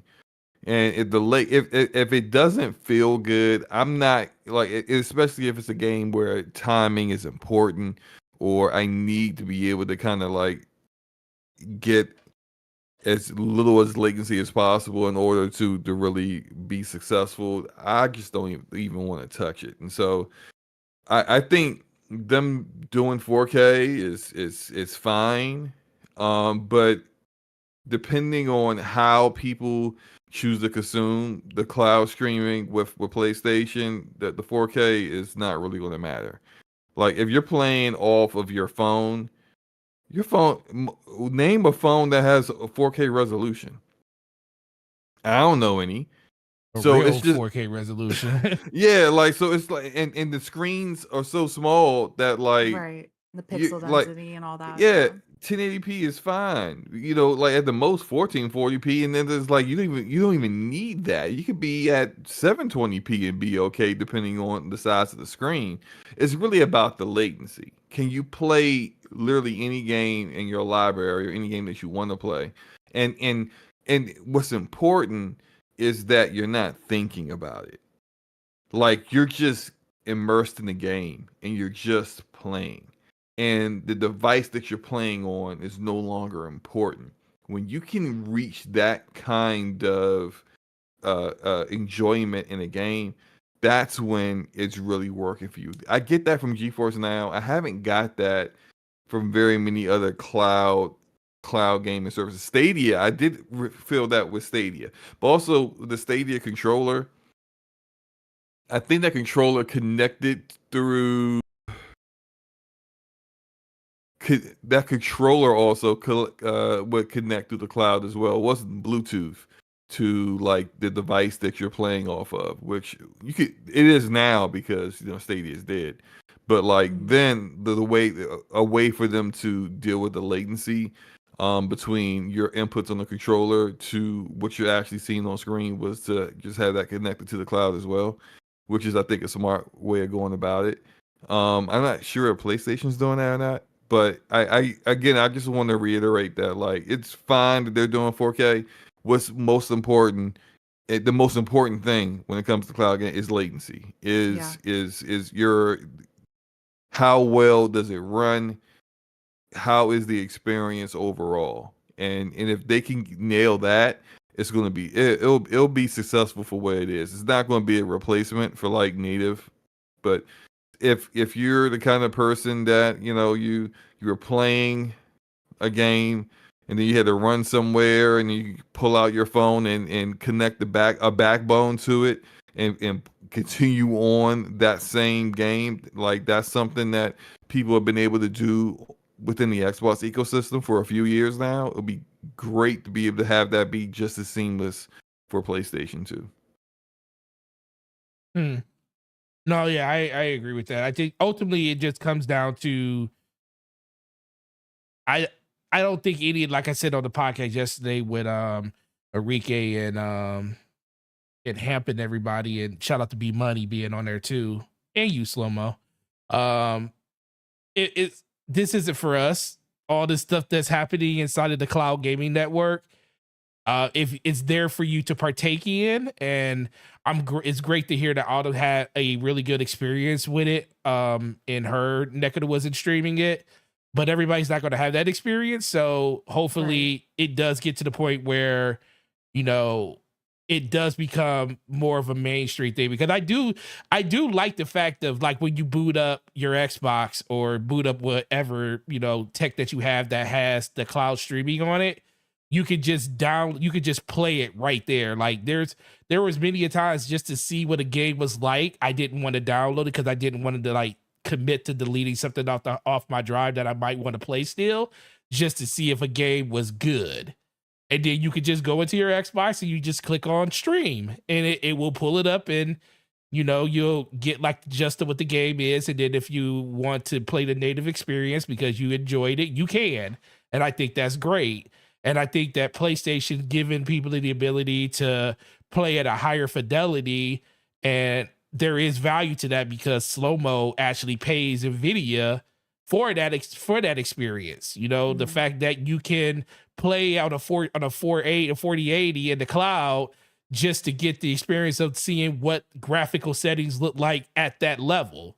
The fact that I can see what path tracing looks like on NVIDIA GeForce Now. I can see that. I can't see that on my PC right now because my PC is not strong enough. So I can't get the experience that I want to get. Your GPU specifically. Your GPU's not good enough for it. I mean, but the fact that you can see it, you can see it in photo mode. You can see it in photo mode. You just won't be able to walk around and enjoy it in real time. Not 6 FPS. No, not 6 FPS. Not a nice 6 FPS. Not so I think that's smooth. I think that's the best thing. That's the best catalyst for it. And hopefully this does push Xbox, because somebody said it. I think Brian said it in the chat. Xbox has put a huge emphasis on what cloud gaming is going to be for them in the future, and they're talking about in their leaked documents that they want more than double of their subscriber base right now. That's currently, they want them to be off platform. And off platform means they want most of these people streaming or on a mobile phone. So hopefully at PlayStation pushing out, updates like 4K, 60 frames per second, 1440p, 620 frames per second. Hopefully that is something that will, resonate with Xbox to feel like, hey, we need to do better, especially if it's actually good. Because I think that's the thing we got to wait for. It launches on the 17th. In Japan, and it's coming, I think, on the 28th to North America. So if it's good, then I think it's gonna push Microsoft to give us a better overall, service overall than what we have now. Good. And the competition is good. And that's all that really matters. Moving on to the last topic, I'm gonna let Autumn leave off on this because she doesn't have a PlayStation. Because of the price point, and and let's be for real, it hurt in 2012 or 2000. It hurt in 2013. It hurt again in 2020. When I had hurts. When I went out and bought both. Listen, I tell the story of time. In 2013, when I bought my Xbox and my PlayStation, I bought the system that I wanted most first. I was like, I want my Xbox day one. I got home. And my wife was like, hey, because PlayStation came out the week before Xbox that time. I got home on the day the PlayStation came out, and she was like, hey, where's your PlayStation? I was like, I could wait to get it. It's a lot of money to spend literally this week. I got my Xbox pre-order. That's all I really want right now. And she said, do you want the PlayStation? I said, well, of course I want the PlayStation, but that's a lot of money to spend, right? That's $1,000 in less than 2 weeks. And she was like, go to the store and get your PlayStation. I was like, you ain't got to tell me twice. And I ran up to the store and got my PlayStation. And the same conversation happened in 2020 when the Xbox Series X came out and PlayStation 5 came out. And what did my wife say? Same exact thing. So I understand that people don't have the money to go do things, because I wouldn't do it if I didn't have the blessings for the person in my household. And I do not begrudge that sentiment. So Ottoman, you're not a damn cheer. Ottoman, you're not a goddamn cheer. Yeah, the Ottoman Empire. Ottoman, you're not a damn cheer. Oh my God. Ottoman. Ottoman. What are you doing? What's wrong with you? Ottoman. I don't know where I just start thinking about she my is Ottoman, not furniture, okay? It's not furniture. Autumn, please tell us your thoughts on just all of the conversations you've been hearing about the new PlayStation Slim. And what would it take for you to actually get a PlayStation in the future when it comes to PlayStation 5, if you're even interested? Honestly, I'm looking, when it comes to price points, I'm looking at, I was gonna say sub $400. Honestly, it's probably even lower than that. If I can get one like secondhand for like three, then I'll jump in. But like for reference, by the way, I don't even, when the only reason why I got this Series S in the first place was because it was gifted to me. Otherwise, I still would not be on the next gen train, because like all this stuff is super, super expensive. I don't have the money for it. But like I it's seeing all the discourse online for the revision for the Slim over the last, what is it, 2 days or whatever. It's been has been interesting, because it's like, what are they saying? It's like for $499 plus the stand plus like whatever else, and it's like I $449, and what else can we charge you for? Yeah, somebody called it the Slim revision is just microtransactions for consoles. Oh man, But that is funny. It is. It's kind of crazy to me, because it makes me wonder, to put into perspective, what Microsoft is going to charge for their revision stuff coming up next year. if those documents are to be believed. But then it also goes to an even bigger discussion of if they're still charging $500 for this revision, which should be cheaper if we're going by history, then what the heck is the Pro gonna cost? Like, Oh man. Oh yeah. I have asked this question over the last 2 months multiple times, where I'm like, the prices haven't really gone down that much. Now they're coming out with a revision that is more expensive. So where the heck does that leave the Pro? And maybe I'm still wrong. Maybe somehow they can still get this Pro out for $500 if it's coming out Mm, next year. mm, But yeah, no, no, no, that's no. what I said. The crazy thing is, I'm like, I have Mm-mm. a very bad suspicion this is gonna be $599 again. And I don't know, man. It just seems really, really rough work to see. You know, it's a lot of money, dude. And I couldn't burst for me. If people are just getting into the PlayStation ecosystem with the PS5, there's cheaper options out there for compared to what they're showing now.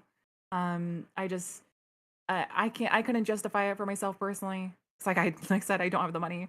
But I don't know. I really don't know here. Yeah, I agree. Slobo, what about you? I'm actually searching for the tweet I saw that had kind of like a leak of where the PS5 Pro specs might be, and if it's anywhere near that, yeah, $600 is definitely going to be the price tag. It's going to be the price tag because they literally couldn't go any cheaper, based upon where they're talking. I can't find it, but it was just talking like RDNA 3 on the GPU. I got it right here. It's so the leak specs is new custom APU TSMC 5-4 nanometer process, 8 core based on Zen 4, integrated GPU with 30 group processing and 60 compute units. It's supposed to run iGPU with RDNA 3 or RDNA 3.5 architecture. APU is 96 rounds per second, 50% more comparable to the PS5. Higher CPU clocks at 3.6 gigahertz, along with a higher GPU clock at 2.7 gigahertz. 16 gigs of GDDR6 memory, and potential enhancements to the built-in NVMe SSD. Okay, so what you've seen is a little different than what I've seen. On the CPU, I've seen eight core custom Zen 2 You see, yeah, this one CPU. says Zen 4. That's what this one says. 8. Yeah, it ain't Zen. Nah, that's not. Nah, Zen 4. Nah, I don't think they're gonna. I think a custom Zen 2 CPU, considering that the CPU for the PS5 itself is Zen 2, makes more sense. Um, but then also a custom RDNA 3 GPU, that's where things are going to really scale. Because look, you're making games for both, right? You're making game. They're going to have to make games for the PS5 and the PS5 Pro. Yeah. What you don't want is having hardware, like paying more on the CPU side as far as with getting AMD to do more on that when it's not going to be really necessary. On You're going to be scaling these games, and you can scale games easier. You can build them so that like it's the most that you can get out of the CPU, and you have parity there between the PS5 and the PS5 Pro. But then the scalability comes in the GPU side of things, where the Pro can push more frame rates. It can have prettier visuals, better ray tracing, that kind of stuff. And if you're doing two different architectures on the CPU, it's it's a little too. I think it's a little too much. You get into the territory in the opposite direction of where the Series X and S is, because the Series S has a limitation in RAM and on the GPU so severely that developers Sent you a DM with the latest one. The ones there. This is the latest one from September. I just DM'd it to you on Twitter. Okay. Yeah, you know what? And it's funny because that's coming from, I don't know if, because like, I don't know who said this, Forte, because they're saying the same YouTuber that I'm getting my information from said it. But if you look at his tweet today, the YouTuber they're referencing, I'm gonna send this to you. The YouTuber they're referencing isn't saying that on the CPU side of things. He said 8-core custom Zen 2 CPU with Yeah, I see it. the speed and the low 4 gigahertz range and not 3.6. Maybe they're So just getting the 4 gigahertz low range confused with Zen 2, and they just put the 4 instead of the 2.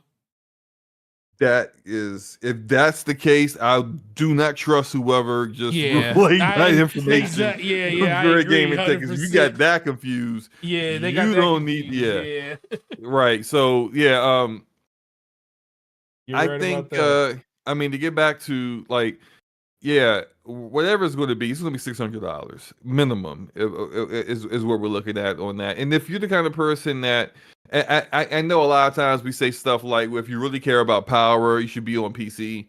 But the reality of it is that like if you really like PlayStation first party games, some people are willing to wait and some people aren't. And if you're not willing to wait, or if you're the kind of person that you do care about power, but you don't care about having to build your PC, you don't want to spend the money on a pre-built, then yeah, you're going to want more power on the console side of things. So there is a market for this. It's probably not going to be a massive market. Like Sony is I think they know their demographic and their community well enough to know that how many people are going to jump in on this. And it's not going to sell. Like, remember last gen when they had the PS4 Pro? And remember, like, when they would do those special, like the special Spider-Man console? Was the special Spider-Man console a PS4 Pro? No, it was a regular PS4. It's a regular PS4. Because they understand their demographic. And yes, there's going to be a hardcore community of PlayStation gamers. They're going to get this PS5 Pro day one, no questions asked. As soon as the pre-orders are up, they're hitting refresh. They're refreshing their screen so they can get in there and get it bought as soon as possible. And then the vast majority of PlayStation gamers don't care. They want a PS5. They if they are interested, they're gonna be more like how Autumn is, where I'm not going to go spend all that money on the console. I will just get the bare minimum and I'll be fine with it. And that's a lot of gamers. That's the vast majority of gamers. And so this refresh, the Slim, I mean, to keep it a buck, they looked at the pricing of things. I said this to Forte when it first came out. Me and him were talking on the phone, and I was just like, they probably regret pricing the original digital PS5 at $400. Oh yeah, I agree with that 100%. They probably wish they would have made it what the price is now for the digital, which is $450. Because if you look at it, right, you now have a complete PlayStation 5 where you can just mix and match. Hey, I don't need the Blu-ray drive. Oh, I do want the Blu-ray drive. Oh, I don't need a vertical stand. Oh, I do need a vertical stand. But at the end of the day, it's the same system. And you got $100 price difference between the complete disc drive, Blu-ray, PS5 in the digital, but that Blu-ray player ain't worth $100. But that's the difference they made with the original digital and the original PS5. So they priced it. It's even overpriced for what it is. They made it $80. Is it 70 or 80? Can't remember. If you wanted to buy it separately, $80. ain't no Blu-ray player worth no $80 today. Best Buy just is rumored to doing away with all physical media. Period. They won't even be selling Blu-rays by next year. Ain't no. You can get a Blu-ray player right now for probably free. You just walk down the street and open up dumpsters. You probably find one in there. It's just like no one cares about Blu-ray no more. And if you want to get one that's a decent Blu-ray, you could get it for like $35 to $50, brand new. So for them to have a Blu-ray player that's worthless without a PlayStation 5 and have it be $80, they're clearly trying to. This is what they're trying to do. They want you to piecemeal your way up to it, or they're also thinking about the fact that like. They don't want people to just buy the digital and then separately buy an appropriately priced PlayStation Blu-ray attachment and then come out less than $500. Oh yeah, they want that profit, baby. Right. So they brought the price up for the digital to $450. Then they priced this at $80. So if you bought it all separately, it's $530. On top of the fact that they're making more profit off of that off of that drive than they're making off the entire system. Bro, when you buy it separately. In like mass manufacturing, they're probably making it probably costs them like $10 a pop for those Blu-rays. Like that's insane, dude. Yeah, as I said, they're literally like people don't understand that. I was like, listen. If you buy the digital system and then you go get the hard drive later, you literally gave Sony more money to their bottom line than you would have gave them if you would have just bought that system with the drive in the first place. Yep. They're making more money off of you by doing that. Now, there's nothing wrong with a company making money. I just have a problem with the fact that they're charging people $40 more and not giving you anything in return. What they're going to say, oh, well, they're giving you 175 more gigs. Like, well, thank you for the extra space for NBA 2K24 on my system. Because that's all I'm getting. And that's not worth $50.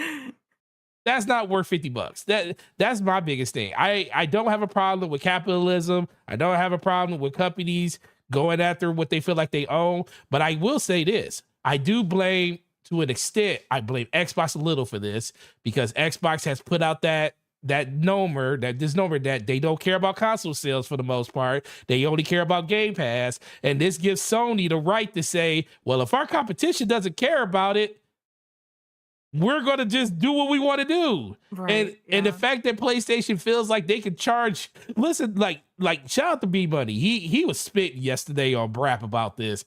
The fact that they came out, okay, so people just bought a Spider-Man system. How hard would it have been for them to say, hey, the Spider-Man system, when it comes out, why did we make that the revision?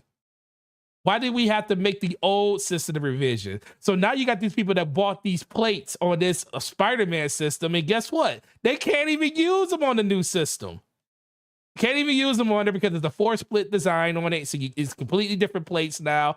They're repackaging. They're going to sell you all the Earth colors again. Like I shout out to Sony for calling the red, blue, and purple and white Earth colors, like whatever. And they're saying we're going to repackage that and sell them to you. So they're just basically just taking money. Well, no, they're not taking money. People are just going to give it to them. You know, it's the Apple way. I have an iPhone and I get it, but it's like at a certain point, it's like. The consumers have to kind of speak up for themselves, but we all know what's going to happen here. Sony's going to release this system. They're going to sell a lot of them. They're probably going to bundle something like Call of Duty because they're going to get their last little hooray out of the marketing deal that they got. And they're going to bundle Call of Duty with this system and they're going to sell like crazy. and they're going to have a bunch of them out there in the They're ecosystem. They're And they're gonna going to sell end of out life. of the they're gonna sell out of the current stock for the original PS5, And they're going to end of life it. Yep, they're not gonna make those. Once these new ones go into production and start being sold to retailers, they're not making the old ones anymore. They're gonna sell out of stock out all those. They've been trying their best. If you notice, they've been like bundling games, doing all kinds of strange bundles with the PS5, trying their best to sell as many as possible. And I think they want to get as much as that stock out as possible because this new refresh PS5 is also cheaper to produce. So they're making a lot more money off of each sale than they were before. Okay. So a couple people in the chat Yep. getting on me because I'm talking because I blame Xbox. I don't blame Xbox in general for the fact that what Sony's doing. I blame you because it's all about competition. And right now, and nobody in this chat can say that Xbox prioritizes the console like they do anything else. Like Game Pass is the ecosystem for them. And that's fine. That's not a problem. But we also got to realize the other side of that. When your competition knows that you do not value that part of the business as much as you value something else, they're going to make moves and make decisions that impact other parts of gaming. And that's what, like we just talked about it when it came to like the xCloud and stuff. We talked about how PlayStation doing 1440p at 120 and 4K 60 is going to push Xbox to be better because they're putting a value on it. And that's what I'm talking about. Since they're fighting and they're actually putting up a fight saying this is a value to us, it's going to force Microsoft to do a value. Right now, Microsoft doesn't value the console nearly as much as PlayStation does. And it's not saying that Microsoft is wrong in their approach. It's just that that's not their focus. So Microsoft bowing out of that conversation with PlayStation by saying PlayStation is not the competition, Apple's the competition, Google's the competition. You know, Android and stuff, those are the competition. Those are the people that we are basically at war with, you know, quote unquote, to use that term. That's who they're fighting the war with. They're not fighting with PlayStation. So I'm just saying with Xbox basically saying, we don't care about the console space like that. We can't compete with we can't, what did Phil Spencer say? We can't out console Sony. He said that literally in a deposition that we can't out console Sony. So when they hear that, you're telling them that they can do whatever they want to do in console. And this is what happens. So I'm not mad at them or anything. It's just the overall way of the world. When someone has an advantage over you and there's nobody to fight back against it, then they kind of screw everybody over. Thank God PlayStation isn't my primary platform, because it's probably would piss me off even more if it was, because I don't want to pay $50 more for something I don't have to. But Sony feels like they can do that because there's nobody to fight against them to say, hey, if you do this, we're going to undercut you massively. And PlayStation doesn't feel like that's going to happen. But go ahead, Slomo, you got something else. I think I understand what you're saying, but I believe this is more about brand power than anything. Oh yeah, that's the biggest thing. The PlayStation brand is really so strong that they can make these kind of moves and it doesn't affect them one bit. It doesn't change anything as far as they're concerned. They're still going to be selling a ton of consoles. I think even if Xbox was selling more, they still would do this because Xbox selling more or less still doesn't affect their brand. They're doing this because, and I think the comparison to Apple is pretty apt in this sense, because the kind of pricing they're doing, the vertical stand thing. Look, this is very anecdotal, but like everyone that I know that has a PS5, nearly every screenshot I've seen of their PS5, or they use it horizontal. I'm sorry, vertical. They use it vertical. Everyone's doing it vertical. You're charging for the vertical mount. Yeah, they're like, charging people for a mount. So we will give you a mount. We will give you the one you don't want. Yeah, But right. if Exactly. if the one you want, we're gonna charge you for that. That's some Apple stuff. Like, and Apple can get away with it because Apple gets people to buy stuff that isn't even like innovative or even all that like really high quality just by putting a letter in front of it and say, hey, it's they know, oh, I gotta buy that. That's the iHat. That's the i wallet. That's the i whatever. They know that's Apple. That's that I'm the i It person, so is. they're gonna get it. And PlayStation don't have it like Apple, quite like Apple. Like they can't get people to buy just anything because if they could, then Yeah. PS Now Would would actually have been more be successful, will be very and more yeah, successful, and right? the Vita would have been more successful. And when it comes into there are maybe Nintendo. Actually, no, not maybe. Definitely Nintendo has a stronger brand power than PlayStation at this moment. Uh, because only Nintendo could sell you cardboard and people actually buy it.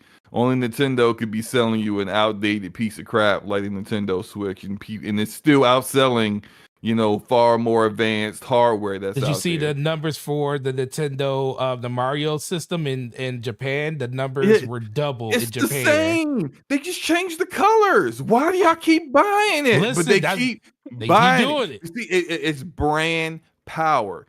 Sony Yeah. has that, and Sony understands that we have brand power. So this is what we're going to do. We know what you like. We're going to charge you more for that. What are you going to do? Yeah. And there's And one. and, Yeah. Go and ahead. when you have brand power, you can get people to just buy it. They don't even think about it. They just Yeah. get it. There are people who are right now and I'm not just not calling anybody out that's in the chat, but there are people who have pre-orders for the PS Portal right now, have admitted they got very little use for it. I Oh might yeah. be able to use this on the toilet. I'm gonna try it out. See, I'm just kind of curious what it's going to do. One of my They friends just they get that thing, and I they was like, don't even why? know why they want it. They just buying it.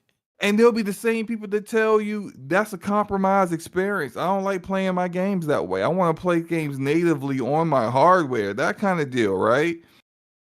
They want to But play they'll GT. still get it. They'll still pre-order the PS Portal because it's that brand power. Yeah. Yeah. And I and with agree. that, and I'm not gonna call them idiots like Pixel and the chat's calling them idiots. They're not dumb. Pixel is They're calling them not. idiots. They're not dumb people, but they anything that has to do with that brand they buy, they cap for. I, And they're going to jump on it, and it's just Sony's not stupid. These are people who have like very detailed data, and they discuss these things, and they got more data than we do on this stuff, and they know what their community is about. And so they yeah. know how the best way to manipulate that to make the most money out of it. Mm-hmm.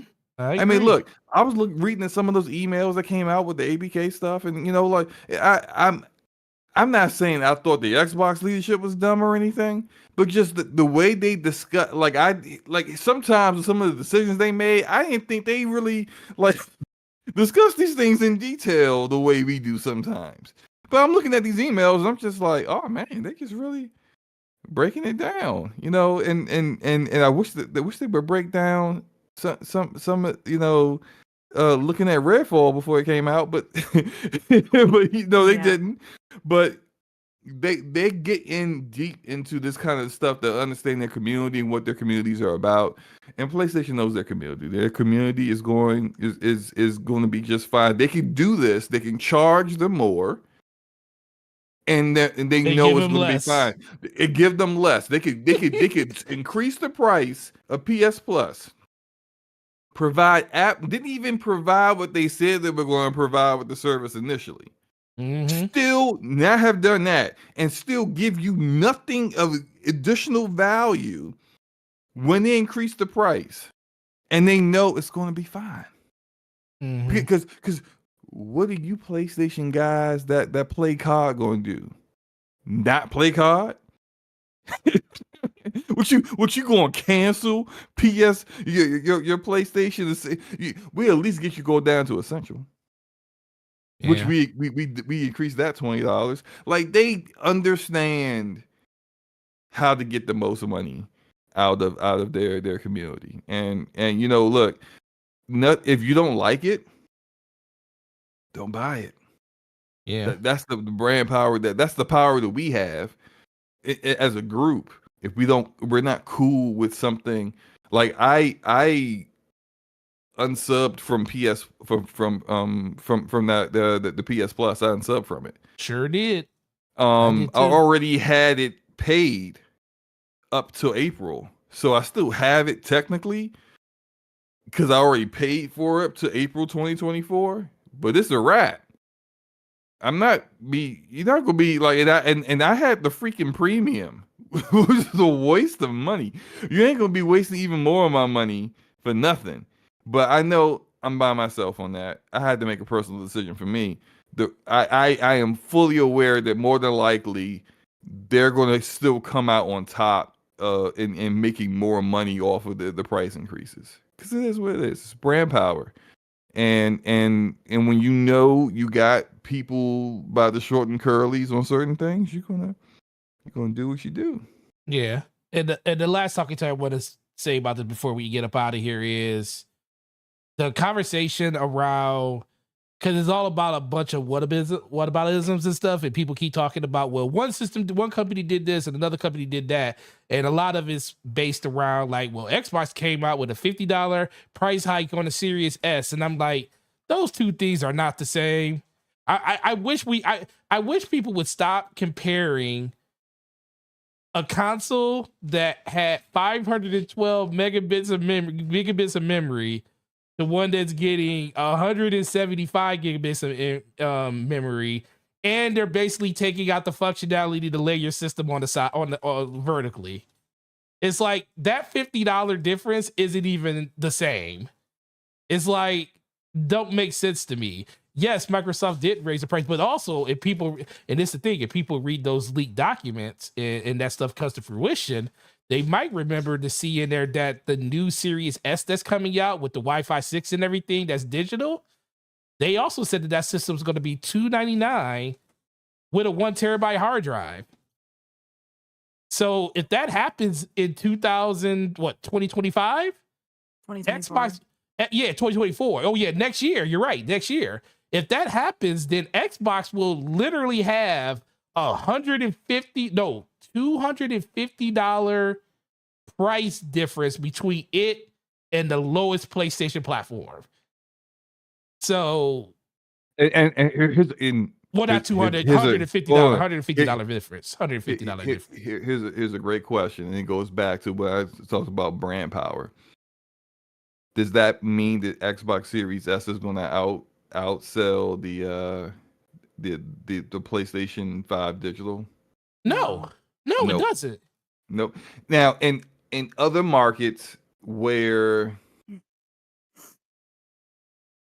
the brand power difference isn't as lopsided, that would be a problem for a competitor to be that out of balance on the price of their platform. But that's not going to be a problem for them. Like, we already know right now this time next year, the lowest entry for PlayStation 5 is $450, and the lowest entry for the Xbox is $300. Yeah, because they didn't discontinue the 500 gig system. It's still there. Right. So that's going to be the lowest entry, and the PlayStation will still outsell it. Because the brand loyalty. You're right. It's just the way it is. Shout out to K-Man saying Autumn up in here. Autumn finishes out. What do you have anything else you want to add, or just what is your the thought process on just the consoles going forward in the future? Like, where do you see this going between Xbox and PlayStation and just everything? Honestly, I'm just, pricing is always going to be a curiosity for me, because I am looking to upgrade this Series S eventually, but if the price isn't right for, the revision Series X or, whatever, then, it is what it is. And like I said, there is very interesting discussions surrounding the PS5 Pro, as we've already talked about when it comes to pricing too, because it's like they're charging 450 for 499 plus for the revisions. Where does that leave a pro, or even later down the line if Xbox is not doing one, which I guess they've said they're not. um it's interesting to see where everything is getting laid out here in front of past the revisions, and even way later down the line for next gen stuff. um I don't know how to feel about, and I know this isn't really a topic, but I don't know how I personally feel about um Xbox's uh philosophy, I guess you could say, going forward for their next gen stuff, where they're trying to do this whole hybrid thing again with the cloud. So this is, take 2.0 from 2013, and who knows if they'll be successful with it this time, or I don't know. Gaming's in a really weird spot currently with all the, this revision business going on and everything being super expensive, and then all the layoffs going on, and it's just like, who knows? Who freaking knows? And then obviously got Activision going on right now, which it's another wrinkle in the fold. I don't know. I just hope prices come down quickly enough to where I can be able to Yeah. invest in a more capable system, without breaking the bank. Yeah. But it seems Mm. like next year is just not that case for me. So we'll see. So that's a good ending point right there, Autumn. But what do you think? So we know Forza is by far one of your favorite games. Yeah. So if you did, how long you had your S now? I have had my S since March of 2021. Okay, so you had it pretty much a year after launch and stuff. So Yeah. if you didn't have the ability to get, what would have been the breaking point to be like, I got to get this system? Would Forza have been the breaking point when this came out? Be like, I got to find a way to get this system. Find a way to do it, no matter what. I got to have it. Forza's not available on the older systems. What is that? Was that your breaking point at that point, or you just was like, if I didn't have it, I just wouldn't have one? It was Forza, yeah. So like, but then you had to look at like timelines and stuff, in perspective too. Like obviously, Forza came out 3 years after the consoles initially launched, and so did Starfield. Starfield would have been that second game. Mm-hmm. Um, if I there was no way of me getting the consoles anyway, whether gifted, bought, whatever, I would have just had to wait 3 years into the generation until these games came out for me to jump into, to getting it, because the games right now that I'm playing are the reasons why I would have got this console in the first place. It wouldn't have been stuff from last year, even though I do like what I played last year, but 2023, the games here were definitely the reason. I think that's why, and I honestly believe that's why game, and not in your case, because I know you actually bought Forza and stuff like that. Yeah. But I do see Game Pass, especially on, well, because it's only on Xbox. Game Pass is basically saving people the money to be able to go out and buy these systems. So the fact that you don't have to spend money on the games because you can Yeah. just get into the subscription service and not have to worry about spending $70 on the game. I always tell people that is the greatest equalizer that Xbox has at their disposal. Now they just need to promote it to a level where the casual fan or the casual gamer sees it more than they see it now. Because right now, I still don't see enough marketing out there. I think you're going to see a huge ramp up of that once they finally get this Call of Duty situation all Yeah. under control. Because I think at that point, that's when they're going to go into like, let's start really pushing and getting people to know what this service is about. Because And that's something that's always been a sore point for Microsoft and Xbox specifically, where their marketing is just, it's such a wide spectrum for them, where sometimes like you'll have brief instances of like genius, right? Where you see like at the Game Awards where they unveil the new console and everybody's like, "Whoa, we never thought you could do that here," and they Right, did. And then exactly. they'll Mhm. have instances where their marketing can be really good, and then but most of the time it's hit or miss, and it's like you gotta do way better than what you're doing currently if you want the visibility and the numbers you want from Game Pass, like the metrics you're looking for by the end of 2030, will not be met if you're not putting this in front of everybody's face. Right. Yeah, I do think that it the so like for example this past week, we had PlayStation was able to get into the open beta for Call of Duty first, and they got exclusive skins, they got exclusive all kinds of stuff, Calling weapons, cards and whatever, everything. skins, all that stuff, right? This is the last Call of Duty where PlayStation will get that. This is the last Call of Duty where PlayStation will get the marketing when a Call of Duty commercial is seen off of in the mid roll of a YouTube ad, or on you pull up TikTok and you scroll into the next video and there's a Call of Duty commercial, or just on shoot you're watching an NFL football game and they run a commercial doing a timeout. This is the last Call of Duty where PlayStation will be spoken of in the same breath as Call of Duty Yeah, in definitely. marketing. There's just it's going to be parity across the board, and if anything, you're going to see in Game Pass. They're going to be pushing a lot of people to, hey, you don't even have to buy a card this year. It's in Game Pass. What would be smart for them to also do is, if you got Game Pass Ultimate, whatever the top tier, whatever stuff that people normally would get when they would buy that $100 version of Call of Duty, you get that too, right? Yep. But or do what they did with Starfield, where it was like you have access to the standard Starfield Standard Edition, but if you want that early access and the Constellation Edition, all you're really doing is spending $30, and you got Yep. that because the base game is already in your subscription. Mm-hmm. If they're doing stuff like that, it's not going. I'm not saying it's going to shift the Call of Duty community. That's not really how this stuff works. But every year, more gamers are getting into gaming. Yep. Newer generations of kids. And Call of Duty is still popular. Look, Mm-hmm. my son's 13, and my son was like, "Hey, Dad, can I play Call of Duty?" I was like, "Nope, shut up." Go Nope. back to the because I know him, and the first time he hears somebody calling him the N word on Oh, on jeez. in Call of Duty, and cussing him out, he's going to be upset and asking and telling me to get on the game and to kick their ass and stuff, and I'm just like, I'm not dealing with this. So no, Yeah.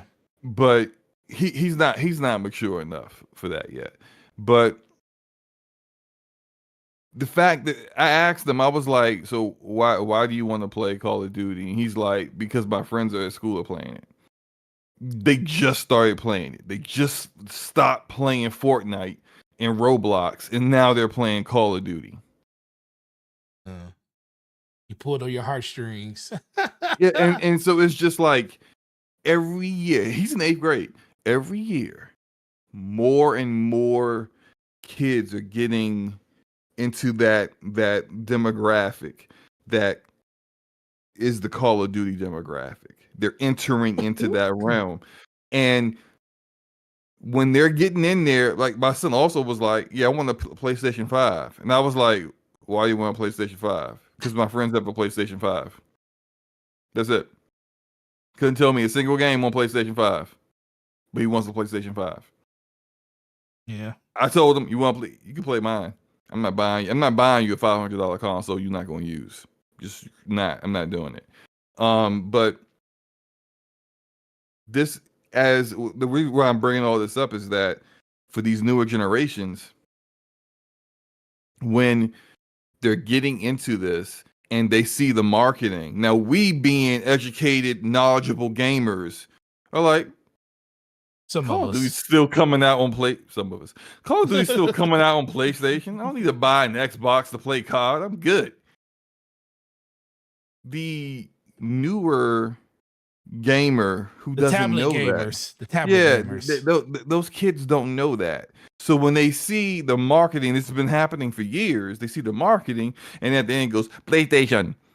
They think I gotta get a PlayStation in order to play this game. You don't. Is They that how never your kid had. used to say PlayStation? No, that's the way they say PlayStation in the commercial. Come on, man. Anyway, look, we saw this happen. We saw this happen earlier in the year with Harry Potter. Yeah, with Hogwarts. Hogwarts Legacy.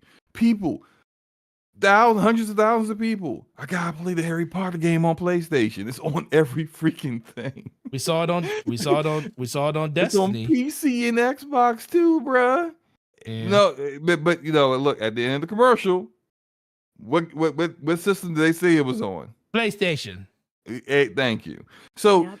That's how that stuff works. It's not going to be a process where by 2025 the majority of like it has flipped the percentages. Oh no, it's gonna be a slow turn. Yeah, it's Even going though, to take yeah. time. It's a slow, but they understand that. They understand how that works, and so Yeah. they know that's why we still need that play. We can't take Call of Duty off of PlayStation. We ain't gonna be like it's going to completely severely hit our money. That's where a significant percentage of the Call of Duty players are. Now we saw the breakdowns. It's massively mobile with Call of Duty Mobile. That's like half of the people that play Call of Duty are there. And then it's PC, then it's PlayStation, then it's Xbox. You can't just say it's only on Xbox and PC and think you're not going to take a massive hit, you know, on you know, when you drop that next card game the next year. So you have to actually break it down in a way where it's like we still need them and we're going to keep that there. But what we're hoping is that as the marketing continues to do what it does, and that newer gamers come in, not these old guys that already are set in their ways, but newer gamers come in, we might see those numbers change. And so, all that to say, I forgot what the point was. You was ranting. You was ranting, bro. Ranting. You was going. I forgot what my point was. I think I was talking. Oh, okay. Wait. No, I forgot it. It's gone. It's gone. Right. It's gone. I'm Well, old, man. I forgot. cool. Yeah, I was ranting about some stuff. Yeah, you were ranting, but we was letting you go, man. It's cool. It's it, cool. it was everything I said was true though. Yeah, everything was true. I It was don't know what true the purpose and honest, was. true, honest, and to the point. And then I just want to, because we were just talking about Big Man Mo. He says if Xbox keeps doing what they're doing right now in the cadence and quality, and PlayStation still doesn't care, and they're dropping one game a year, what do you think they will overtake will happen? The thing is, I don't think it depends on what you're talking about. Overtake. I don't think they will ever overtake them in consoles. I think that day and age has passed. I think PlayStation is too strong of a brand. Unless PlayStation just drops the ball royally on the hardware side of it and something's wrong with their system, I just don't think Xbox can surpass them in that market anymore. But if we're talking about in engagement, player numbers and stuff like that, I think you're talking about next generation. I think this generation is kind of set in stone. But once, like Slomo just said, once we get into the next generation and the next system that Xbox releases is staunchly ingrained with Call of Duty beside it, and you're talking about Game Pass day and date and everything, that's when you see the opportunity for Xbox to, I give them a 10% chance in leading the next generation in sales, in console sales, with Call of Duty being the being the catalyst of it. But I think next generation, Xbox is their player numbers is going to go through the roof because of things like that. And I think that would be the best opportunity for Game Pass to really take off.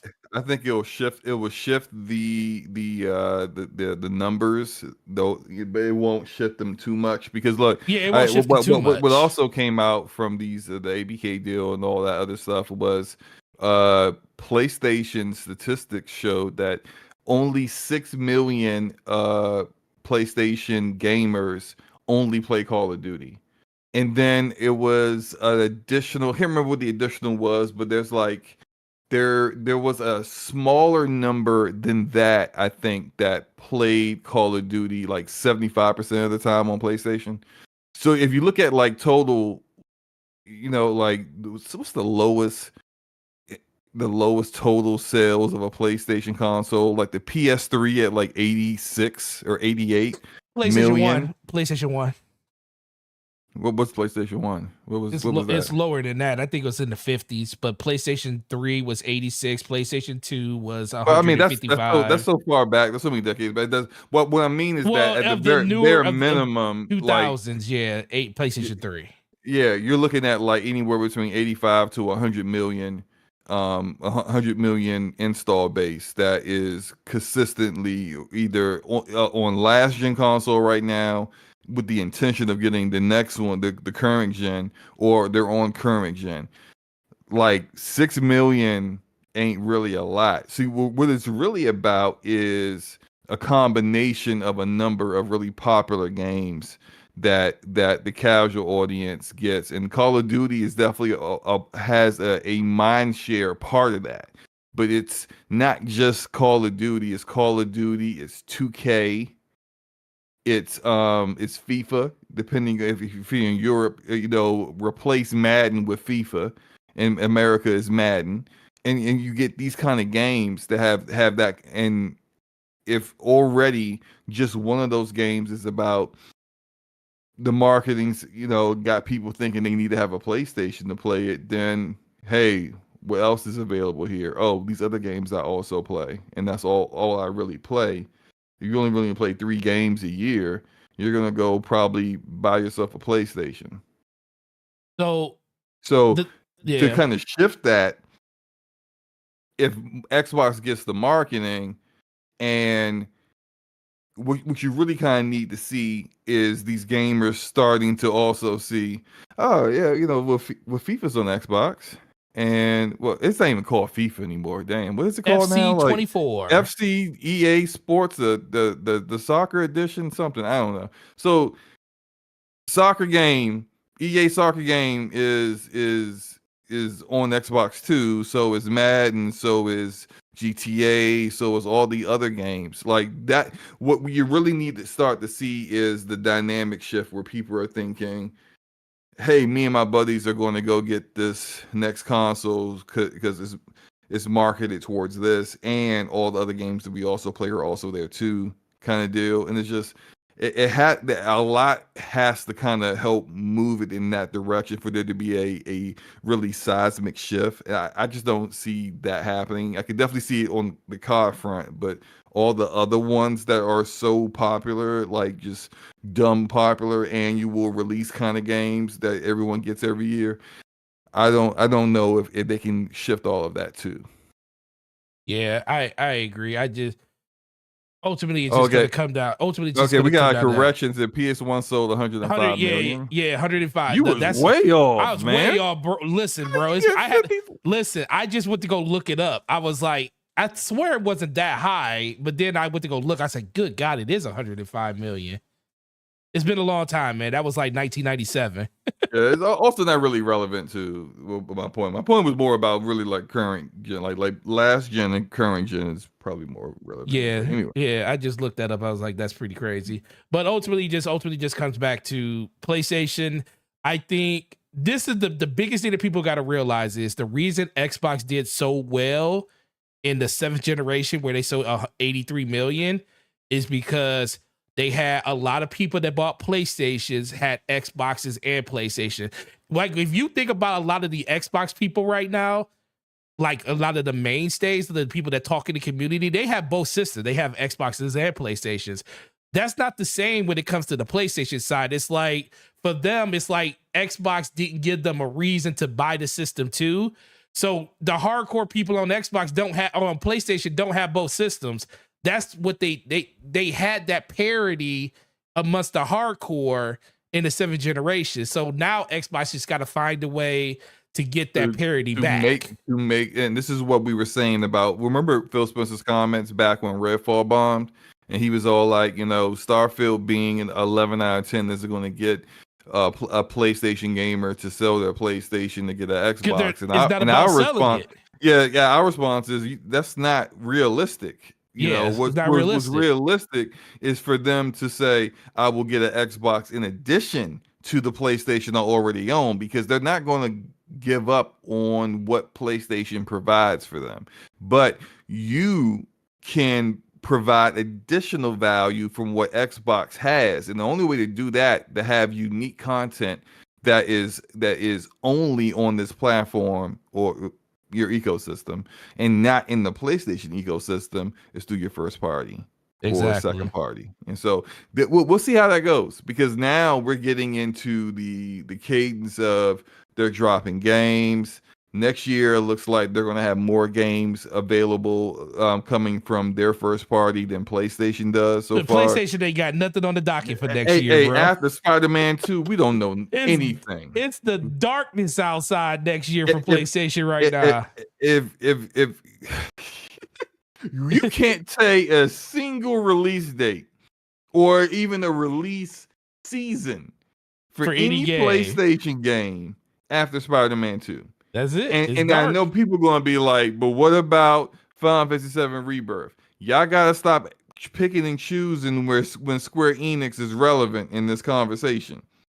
That's true. Because when it's a Final Fantasy game, all of a sudden it's relevant. Hey, that's our game. When it's Forspoken, it's not relevant. It's not relevant. When it's Babylon's fault, it ain't relevant. That ain't us. That ain't us. That ain't come out on our platform. So you can't pick and choose. We're talking about first party and second party games, and those are third party games. That, especially considering how Square Enix CEO seems to be the way he seems to be moving. Those games, you're probably going to see those games on Xbox eventually. I'm not going to say soon, but eventually. So regardless of that, like from Sony first party, all we know is Spider-Man 2. And they're in 3 live service games that they just showed teaser trailers for with no gameplay. So, yeah. So anyway, like basically to get back to what I was saying, Xbox is seemingly going to have more content next year than PlayStation. That's an opportunity for them. It is. Because while the PlayStation gamers waiting for something to play outside the typical third-party games that are everywhere, you can be hopefully providing not just content, because like just having Tubi got content, but Tubi sucks. Like all the movies on Tubi are garbage. Have you seen it? I mean, like I could do better with my iPhone and recording, and the 3 of us make a movie right now. I could probably make a better movie than the crap that's on Tubi. They got content, but nobody want to watch it, right? Right. You gotta have good quality stuff, and so if what they're coming out with next year is good quality, you're gonna get PlayStation gamers that go, I'm not giving up my PlayStation, but I'll buy an Xbox because X game looks really good. Yeah, I agree. Well, Autumn, I'm sorry I kept you here 3 hours, or we kept you here 3 hours. Okay. We appreciate you, and I apologize. That was me rambling and forgetting what my point was. That's all right. She'll yell at you on Twitter in a DM or something. She won't yell at you for calling her furniture, man. Hey, but I called it before. Hey, listen, did you hear? No, you didn't. No, I did. She heard me. No, I literally said. Not saying listen, I literally said. I said Autumn, and I was like, man, wait a minute, you are not a piece of furniture. Oh my God. Listen, I'm sorry. That's my fault. But guess what? End of the show, episode 151 in the books. Shout out to our amazing special guest, Autumn. Really, really appreciate you. Really appreciate the insight that you brought, especially when it came to Forza. And I don't care if you reference Forza and everything you do. It has something to do with gaming, and it all matters, and that's all that matters to me. Absolutely, all things come back to Forza. Let's be for real. But please let everybody know where they can find you if you want to be found and what you got going on with all your different channels and social media. Absolutely. Thank you guys so much for having me on. There's definitely a lot of laughs here. Um, geez, yeah, long show, but I'm used to listening to very, very long podcasts, so it's totally fine. Um, thank you guys for having me on. Everybody out there watching the stream. If you guys want to follow me, everything is posted on all my socials are down in this video here in the description, and of course on my Twitter page in my bio. My Twitter is tgautomxbl. That is where I post all my game clip stuff, usually racing game stuff, but it's whatever I'm playing, Halo, Battlefield, whatever else is on Game Pass. That's where my game clips go. My Twitch is down there as well. I stream pretty regularly. Sometimes I try to make it once a day, but if not, it's usually once a week if I can. My Twitter is twitch.tv/transautumn. Same as my Discord name, and my gamer tag is the same as well. Capital T space capital A. But that's all my socials below. Thanks for having me on, guys. No, absolutely. We No really problem. appreciate you. Absolutely, and it won't be the last time. You're more than welcome to raid the refrigerator just like everybody else now. Yeah. Take your shoes off, wear a hat in the house. You can do all that stuff now. And like she said, all the stuff is linked down in the description. So make sure you click those things to check her out. SloMo, my man, the man, the myth, the legend, the man, the many slaps, the man that did make a video over the course of the last week that was really, really good. And he was really respectful to Destiny. So I can't be mad at him no more. What you got going on your channel? What you got going on just in general? I had to be respectful to Destiny, as I was not necessarily slandering another game, but yeah, you were slandering another game while you were trying to be respectful at the same time. I mean, I was being very constructive criticism as well. Like, but yeah, the video Forte's talking about, as you guys know, I really enjoy playing the first Ascendant beta. I enjoy the game, but I think it's you know, for the sake of the game, for its longevity, I think that Nexon, the developer, should probably hold off on releasing it sooner rather than later, because the game's just not very unique, and it's drawing way too close to influences from a couple of successful looter shooters like Destiny and Warframe. And I think that if you really want to be like, you can get some people to play your game, sure, you know, but once their like main games get more like content, they're going to leave your game. And so if you want to cultivate a real community, you need to have unique content. And I just don't think, from what I've seen of the game, that it's doing anything super unique. So that's what my video is about. Come check it out. I think I'm finally getting good after 5 years. Actually, it's been 5. Yeah, 5 years of doing. No, I started in 2019. 4 years of doing content creation. I finally got good at making thumbnails. Oh my god. This man sent me a video. He said, "What do you think of this thumbnail?" And I looked at it, and the heavens parted, the sea, the heavens opened, the seas parted, and I told that man right there in that DM, I said, "You graduated, SloMo." I tell you, I'm in my bag right now. I made like 5 thumbnails last night because I couldn't sleep for no reason. Yeah, 5 thumbnails. Got that bug on videos that I haven't even put out yet. Yeah, so, got that bug, and it's gonna be videos you probably won't put out. You just gonna make thumbnails for them because you just want to do it. No, that's good.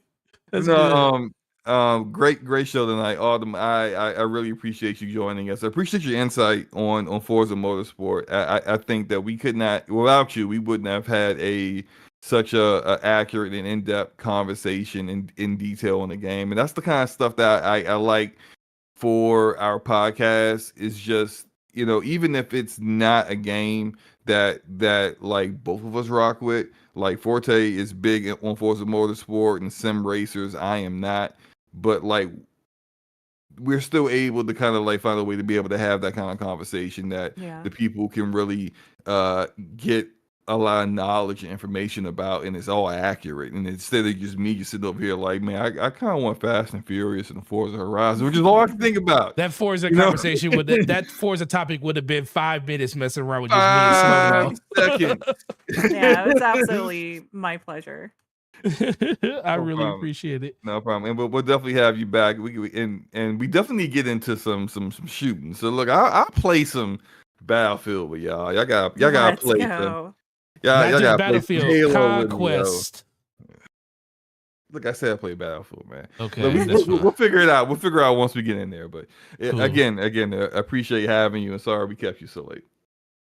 All right, cool. And you're already on my channel, Gaming Forte. Hit the like button on your way out. Like I said, once again, everybody's links in the description. Please go follow these amazing people. They are some of the jewels of this community. Autumn really liked her insight. SloMo, if you want to hear his back and forth with people on Twitter, is always a great follow. It's good, always amazing. And check them both out.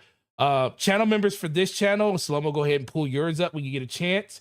I want to give a shout out to the people that support the channel in a major way. We got Brat Basement Radio Arcade Podcast, Darnell Brown, Dragonheart Yobi, Stardust Acero, Ramon Terrell, Trevor Birdsong, shout out to you, Hargeet Shani, Corey Hale, the homie SloMoBackSlap, DJ Oris, and that guy Smitty. Once again, really appreciate you guys and all the love and support. SloMo, go ahead and take it off. Yeah, so I also have the kind of members on my side. It is Erodimus, Vay Babe, Donnell Brown, Dragonheart Yobi, Enrique, Hargi Shani, Truth Serum, Ramon Terrell, Obi-Wan Kenobi, Gaming Forte, Corey Hale, Stardust Acero, and that guy Smitty. So we appreciate you guys. Thank you for supporting us. I'm gonna have to talk to Erodimus. Erodimus dropped me. I don't think he liked my Xbox takes over the last couple of weeks. He has subscribed to my channel. You'll be all right. Come on back, Erodimus. You know, I'm just telling you the truth, man. I love all consoles, man. It's funny listening to some of the takes out there. You have lost. I have lost the rod. I done lost. You're no longer green. You're more like turquoise now. Oh my like, God, turquoise. It's over. The color of the Switch light. Let's go. All right, guys. Really appreciate you guys. We will see you for episode 152 next week. And you guys have a great weekend. Enjoy the games you're playing, and have a good weekend.